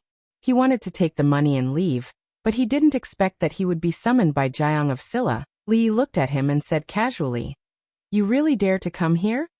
Plop. The merchant from the Wu Kingdom turned pale. His legs gave way and he knelt on the ground crying, "Your Highness, I don't want the money anymore. That hairpin is a gift from me. Your Highness, please spare my life. Please spare my life." "Who wants your life?" Li looked at him and said, "Stand up and talk. Let me ask you, since this hairpin is a relic of Empress Wendy, why do you have it? The merchant from the Wu Kingdom saw that Jiang of Silla didn't seem to be angry, but he didn't stand up. He knelt on the ground and said carefully, Your Highness, this hairpin was secretly taken out by one of Empress Wendy's personal palace maids after she committed suicide. In the Wu Kingdom, no one dares to touch it. It changed hands several times and came to me. I thought that I might be able to sell it in Shuzhou. Li Yi asked a few more questions, and the merchant from the Wu Kingdom answered without any hesitation or pause. He didn't seem to be lying. Moreover, with his eyesight, he was sure that this phoenix hairpin was a relic of Yang Liaking's mother. All right, you can leave. Li Yi looked at Fong and said, Give him 1,000 taels of silver. The merchant from the Wu Kingdom was stunned and said quickly, Your Highness, did you remember wrong? It's 500 taels. Li Yi waved his hand and said, Then give him 500 taels of silver. The merchant from the Wu Kingdom didn't look at his palm until he walked out of the Jiang of Silla's mansion. Suddenly, he raised his hand and slapped himself hard in the face. In the small courtyard, Li Yi held the hairpin and carefully looked at it. Fong ran in again and said loudly, Young master, there's a letter from the capital. Putting the matter of the hairpin aside, Li Yi opened the letters that had just been delivered by the courier station. Every month he would send a few letters to the capital, and he would receive a few of them. He opened the first letter first. It was written by the old granny. She only told him about the current situation of the Li family in the capital. Everything was fine, and she told him not to worry. She mentioned that Shuzhou was remote and chaotic, and she warned him to be careful when he was outside. Then she asked about Rui, Ruoqing, Zimo, and the others. She even asked about Xiao Huan and Rui. After asking about her baby great-grandson, she told him that they should quickly spread the branches of the Li family. In her lifetime, she still wanted to hold a few more great-grandchildren. And Rui, Ruoqing, Zimo, Rui, and Xiao Huan to spread the branches of the Li family. After all, the old granny was old and muddle-headed. She didn't even notice that something terrible had been mixed in.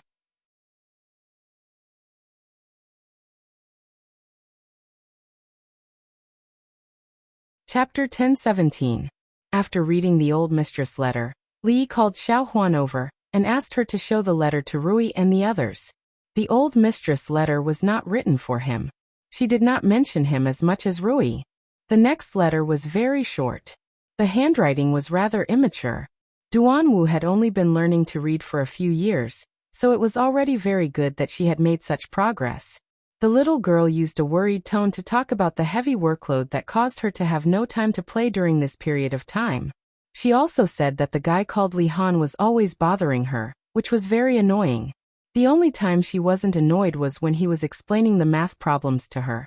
For the time being, there were only 3 letters. The last one was naturally Li Xian's. Li Yi opened the envelope. After glancing through it, he shook his head helplessly. Li Xian, this guy, had thrown all the matters of the court to Emingzu. He had gone off to study soap bubbles, leaving Emingzu, a princess, to worry about the empress. And he still had the cheek to ask himself why the bubbles under the sun were colorful. Li Yi looked at Yongning, who was blowing bubbles in soap water to tease Li Duan. Even Yongning knew that it was the interference of light. 2/3 of this guy's letter was actually about this, and based on this he proposed 3 conjectures and 5 hypotheses. He picked up his pen and wrote on the paper. To understand why the soap bubbles under the sun are colorful, we must first understand the wave-particle duality of light. Speaking of the wave-particle duality of light, we must mention the theory of relativity. And before we understand the theory of relativity, we must definitely not bypass quantum theory. When he reached the angle between the direction of vibration of the incident light vector and the direction of polarization of the polarizer, Li Yi could not continue. He then used one sentence to explain the principle of the interference of light, which caused the soap bubbles under the sun to be colorful.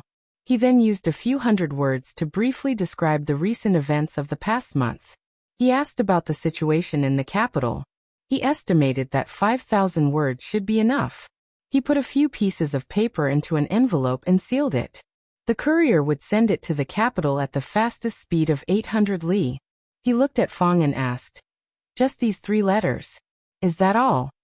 Feng shook his head and said, only these 3. Li lowered his head and said after a long time, so be it. Ever since he left the capital, he could only get bits and pieces of information about Emingzu and Shanning from Li Xian's letters. He thought they would write back, but after waiting for so long, there was still no letter. Even the letters he sent were not answered. He still remembered that the day before he left, Emingzu held his hand and asked him if he could stay.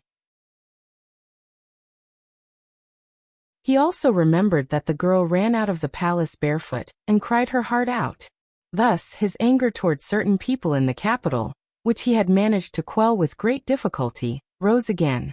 Li Duan watched for a while, and didn't want to watch anymore.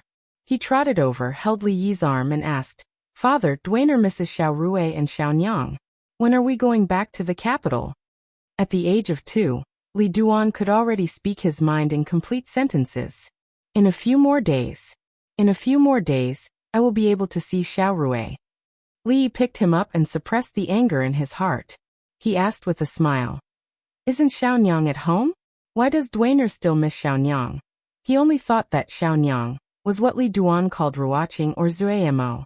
Perhaps Rui taught him to call her that these days. Xiao Nyang is not at home. Xiao Nyang is in the capital. Li Duan shook his head and said, Xiao Nyang will give Dwainer candy figurines to eat. The smile on Li Yi's face froze in an instant. Zuemo and ruaching would not give him candy figurines to eat. The child was still young, and eating too much candy was not good for his teeth. He gently put Li Duan down and picked up the letter sent by Li Xian. The letter said that there was a girl who stood on the palace wall every day and looked in the direction of Shuzhou. Every letter he sent would mention this sentence. The letter also said that she would read every letter he sent without missing a word. She was the person who would secretly give Li Duan candy figurines to eat.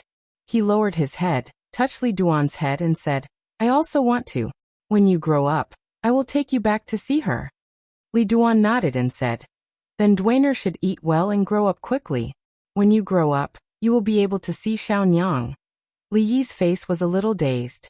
There was once a girl who told him that she would eat well, sleep well, and do her homework well. She would grow up well and wait for him to come back. What the girl didn't know was that when she said these words, she had already grown up. A bunch of bastards.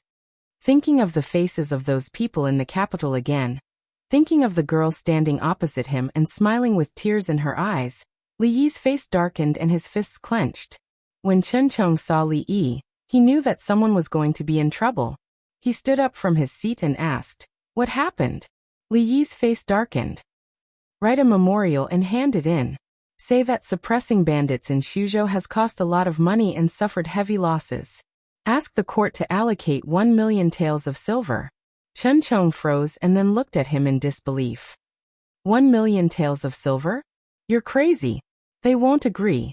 Li looked at him and asked. Either they agree to allocate the money or Shuzhou doesn't pay taxes for 50 years. Which do you think they will choose?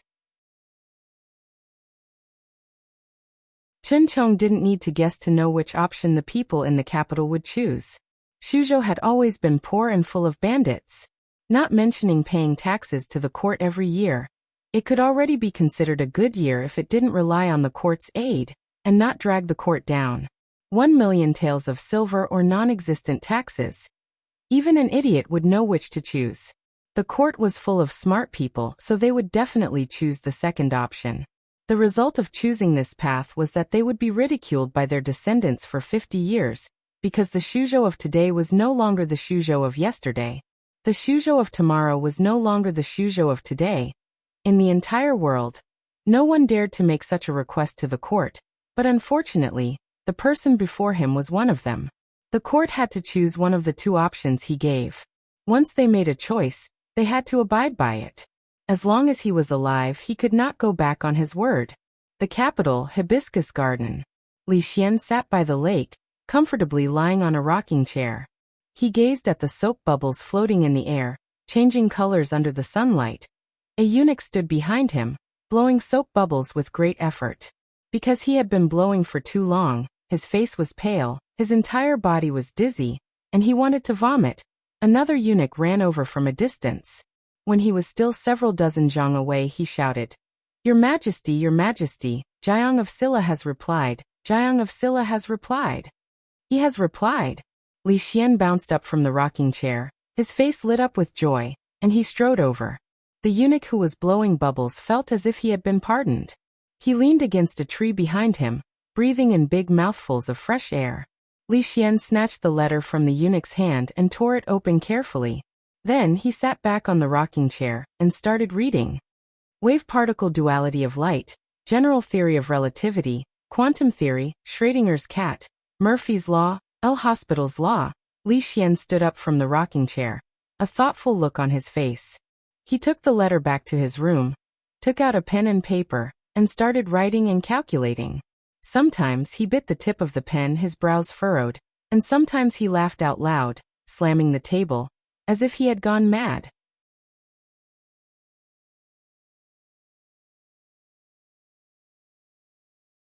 Chapter 10:18. The eunuchs and palace maids were used to His Majesty's crazy behavior. Whenever His Majesty was thinking seriously, he would act like this. Compared to other things that His Majesty had done, this was nothing. A month ago, His Majesty gathered all the officials and nobles in front of the political hall. He sent 2 eunuchs to the top of the golden hall to throw down 2 iron balls, one big and one small, from the same height. The iron balls fell to the ground at the same time under the witness of countless officials and nobles. The Academy of Science proposed the concept of free fall and calculated the value of gravitational acceleration considering air resistance. It was said that many of the Academy of Science's research was based on this concept. They didn't know what gravitational acceleration was, but after this experiment spread throughout the capital, 3 scholars went crazy within a few days. Since then, no one dared to question the Academy of Science anymore.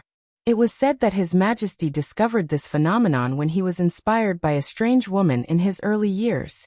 It was because of that woman that His Majesty embarked on the path of studying the laws of heaven and earth. To commemorate that strange woman, His Majesty named this experiment, Shaohuan Free Fall Experiment. Since then, the 5th of November every year has been designated as Science and Technology Day in the Jing Kingdom. Later generations also had high praise for this experiment. It was hailed as the first of the 10 most beautiful physics experiments in the Jing Kingdom. This experiment broke the rigid way of thinking, inspired people's wisdom, and had a profound impact on future generations. Of course, this was all in the future. Note: that's right, I copied the book review again. Thanks to Chidian reader Springwood 11 for your imagination. 2 hours later, Li Xian rubbed his slightly swollen head. His face was slightly pale. He finally saw the key point.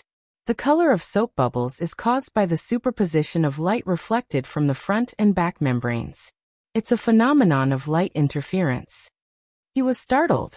If the answer to the question was this simple, then the things he had read earlier, such as wave-particle duality, general relativity, quantum theory, Schrödinger's cat, Murphy's law, L'Hospital's law, all of these things that he had struggled so hard to understand, were all used by Li Yi to make up for the number of words in the book?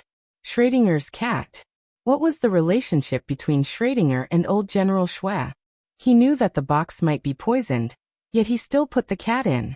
Did he ever consider the cat's feelings? Who was Murphy? Was he the descendant of the Mo family? The laws he proposed had nothing to do with the ideology of the Mo family. Who was Luobita? What was the limit? Why did he ask for guidance? If he ran fast enough, his sorrow would not be able to catch up with him. Was this the theory of relativity? But what did this have to do with his question? After staring blankly on the spot for a long time, his face finally revealed an embarrassed and angry expression. He sat back down and picked up the letter. A moment later, he suddenly slapped the table and said angrily, "This deranged fellow, he actually gathered 4,381 words this time." A figure walked in from outside and looked at Li Xian, asking in a low voice, "Imperial brother, did teacher send a letter?" Li Xian looked at the girl who was quietly standing in front of him with a smile. A trace of heartache flashed across his face as he smiled and said, "Yes, he said that Dwayner misses you very much and wants to come back to see you as soon as he grows up." The girl said with a smile. I also miss Dwainer. I wonder if he has grown taller and how many teeth he has grown. I didn't say in this letter. Li Xian took out another letter from the table and handed it to her. He said, this is a letter from him to you. Maybe it's written on it. Oh yes, there's also a letter from your imperial sister. When you return to the palace later, send it to her. Thank you, Brother Xian. She took the letter. At this moment, a small figure ran in from outside. When she ran past the door, she accidentally tripped and fell. Without waiting for the eunuchs and palace maids to help her up, she got up by herself, patted the dirt off her body, and ran to Li Xian. She raised her little face and asked, Daddy, is Dwainer back? Li Xian picked her up and said, Dwainer hasn't come back yet. When Xiao Rui grows up, Dwainer can come back to play with you. The little girl who had just turned 2 bit her finger and said seriously, then Xiao Rui has to grow up quickly. Somewhere in the palace, the little girl carefully opened the letter with a faint smile on her face. She murmured, Dwainer already has 20 teeth. His height. She stood up and gestured. She murmured, his height is already up to my waist. When he grows up, I won't be able to carry him. She carefully read the letter several times before putting it into an envelope and locking it in an exquisite box. There were already several letters lying in the box. 1 letter every month. There were a total of 8 letters now. In other words, her teacher had been gone for a full 8 months. When she received her teacher's first letter, her heart was filled with joy. She was so happy that she couldn't sleep for a few days. Later, she wrote many pages of replies. Her wrists were sore. She had so many things she wanted to say to her teacher. She wanted to drink the soup that her teacher made. She wanted to eat the sugar figurines that her teacher bought for her. She wanted her teacher to put her on his neck to watch the fun later. She burned the letters one by one. No amount of paper could finish writing all the things she wanted to say to her teacher. She believed that her teacher knew all the things she wanted to say. I wonder what was written in the letter that he wrote to my sister? She looked at the other letter on the table and picked it up. She walked out of the palace and headed in the direction of the Morning Dew Palace. The Morning Dew Palace. The princess, who had just finished practicing, changed her clothes and bathed, walked back into the palace. She looked at an old man standing in the middle of the palace and asked, 1 year is almost up. What plans does Chief Chang have? Changde raised his head and said, there isn't much to see in the capital anymore. I plan to go take a look outside. This was once His Majesty's long-cherished wish. Now, I can only fulfill it on His Majesty's behalf. Emingzi nodded and didn't say anything else. Changde turned and walked out of the palace. After taking 1 step, he took another step back and asked, I'll ask out of line. What plans does Your Highness have in the future? Chief Chang. Princess Shaning walked in from outside and nodded slightly at Changde. She then handed the letter to Emingzi and said with a smile, Sister, Sir has sent a letter. Emingzi took the letter and then thought of Changde's question. However, when she raised her head to look, there was no one at the palace door. She put the letter away and asked the young girl beside her, You have to manage the academy and the women's union. If you feel tired, you can put 1 down first. I'm not tired. The young girl shook her head and said, It's good to be busy every day. I can also learn many things that can't be learned from books. Sister, on the other hand, don't be too busy. Sir told me to keep an eye on you and not let you always stay up late. He said that girls who stay up late will age. Emingzi nodded. Every time he wrote to her, he would mention this. He said that girls who stayed up late would age easily and get wrinkles easily. It was easy for their hormones to go haywire, causing irregular menstruation, and causing their breasts to shrink. He also said that if she became an old woman in the future, no one would want her, therefore, she never opened Li Yi's letters in front of Shaning. Little girls were not allowed to read them. After he left, she became more and more unscrupulous. However, Shuzhou was thousands of miles away from the capital. Her hands could not reach there. She thought about it, sat down, took a pen and paper, and began to write. The young girl walked to the side and asked curiously, Sister, are you going to reply to Sir? Emingzi shook her head and said, This is for your sister Rui. In the Shangshu province, An official slammed the memorial sent by the Shuzhou provincial governor on the table and said angrily, "What an exorbitant demand! 1,000,000 taels of silver. 1,000,000 taels of silver is enough to fight several wars with the Qi kingdom. Why do they need so much money to suppress bandits? Do they think the money in the national treasury comes out of thin air?" Such an unreasonable request must not be agreed to.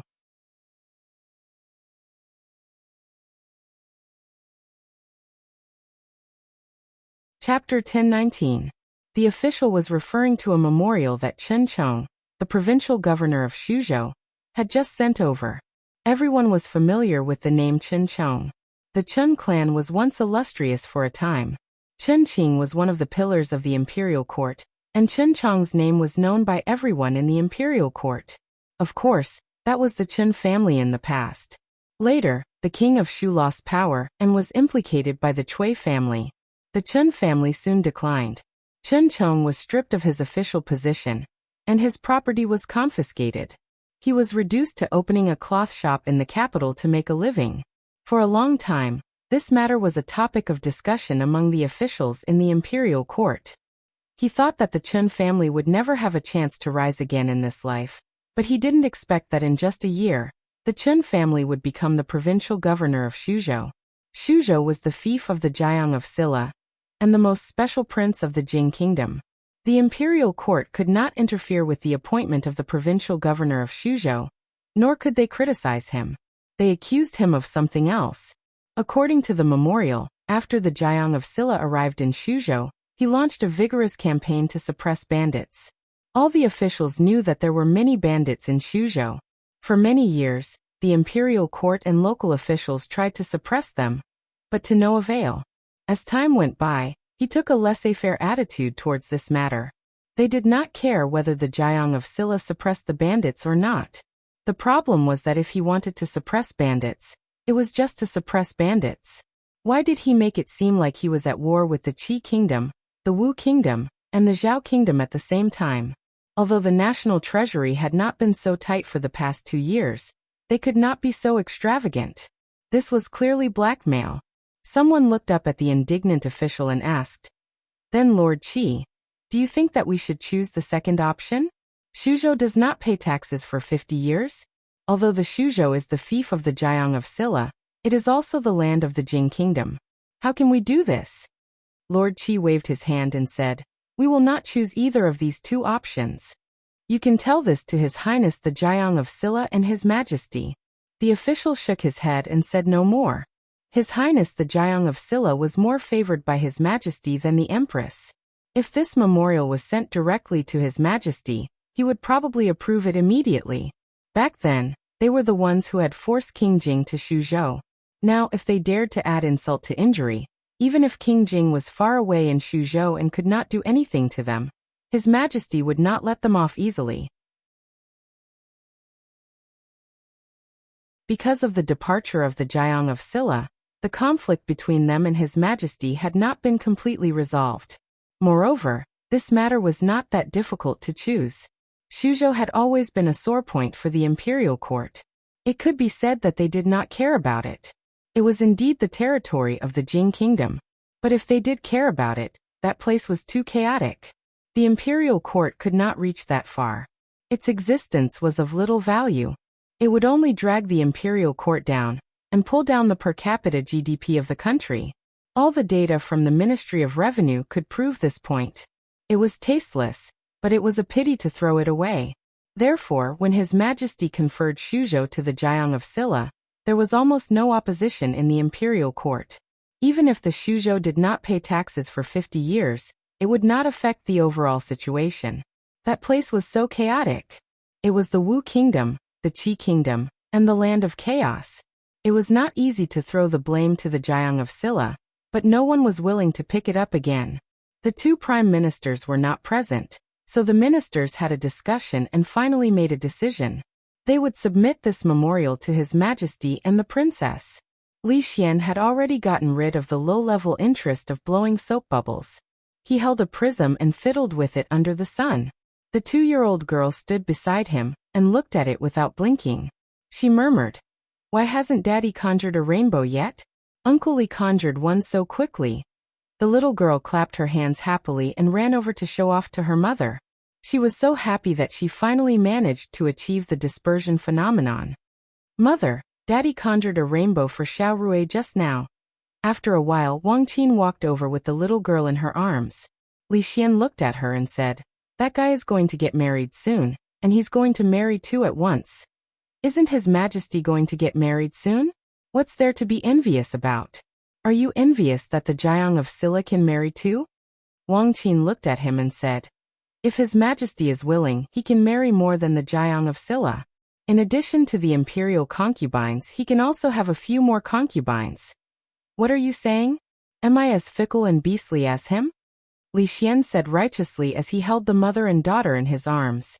Wang Qin blushed slightly and gently pinched him. "You're already an emperor, but you're still not serious. Xiao Rui is still here." The little girl covered her eyes and quickly said, "Xiao Rui can't see anything, she can't see anything." The family of three laughed and played for a while. Then Wang Qin took the little girl to sleep. Li Xian walked back to the hall and opened the memorial at the top. He only glanced at it and used a red brush to circle the words, "Shuzhou will not pay taxes for 50 years. He sighed and said, "I really want to see with my own eyes what you can make Shuzhou look like." The reason he chose this option was not because he was reluctant to part with silver, but because he knew that a mere 1 million taels of silver could not compare to the Shuzhou that he governed.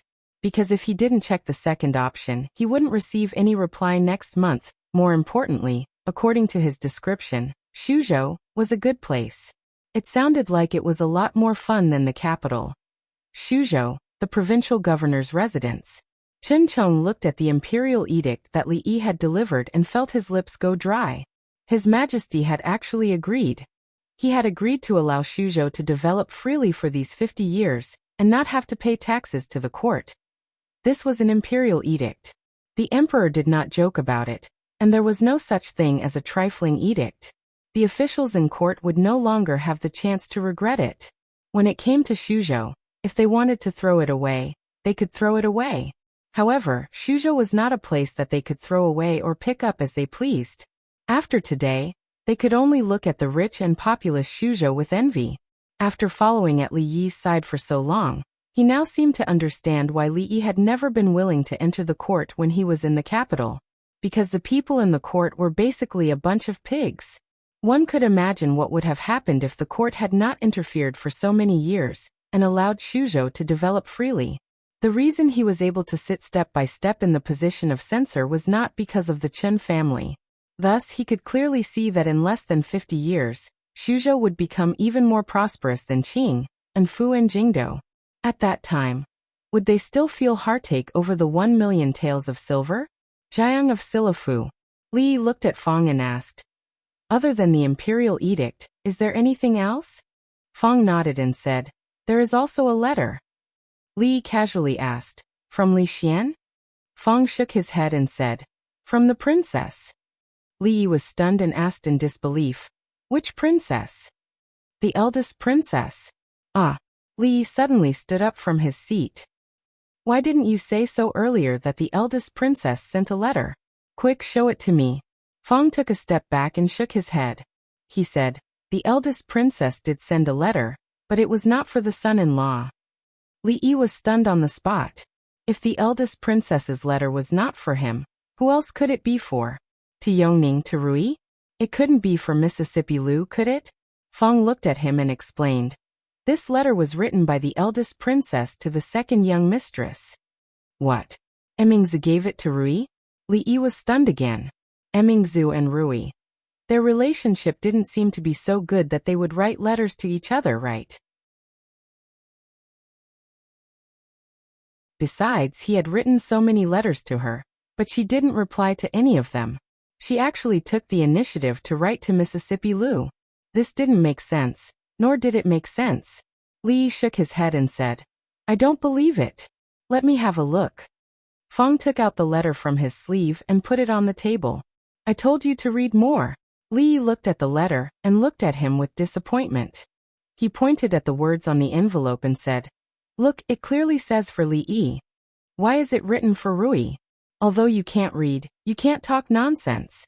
Fong looked a little sad and said, Son-in-law, you are insulting me. Although I can't read, I know how to count. For Li Yi is 4 words. For Lu Rui is 5 words. He shook his head and continued, and I asked the courier. This letter is indeed for the second young mistress. Son-in-law, don't lie to me, and don't lie to yourself. Li finally understood why Fong's martial arts had stagnated.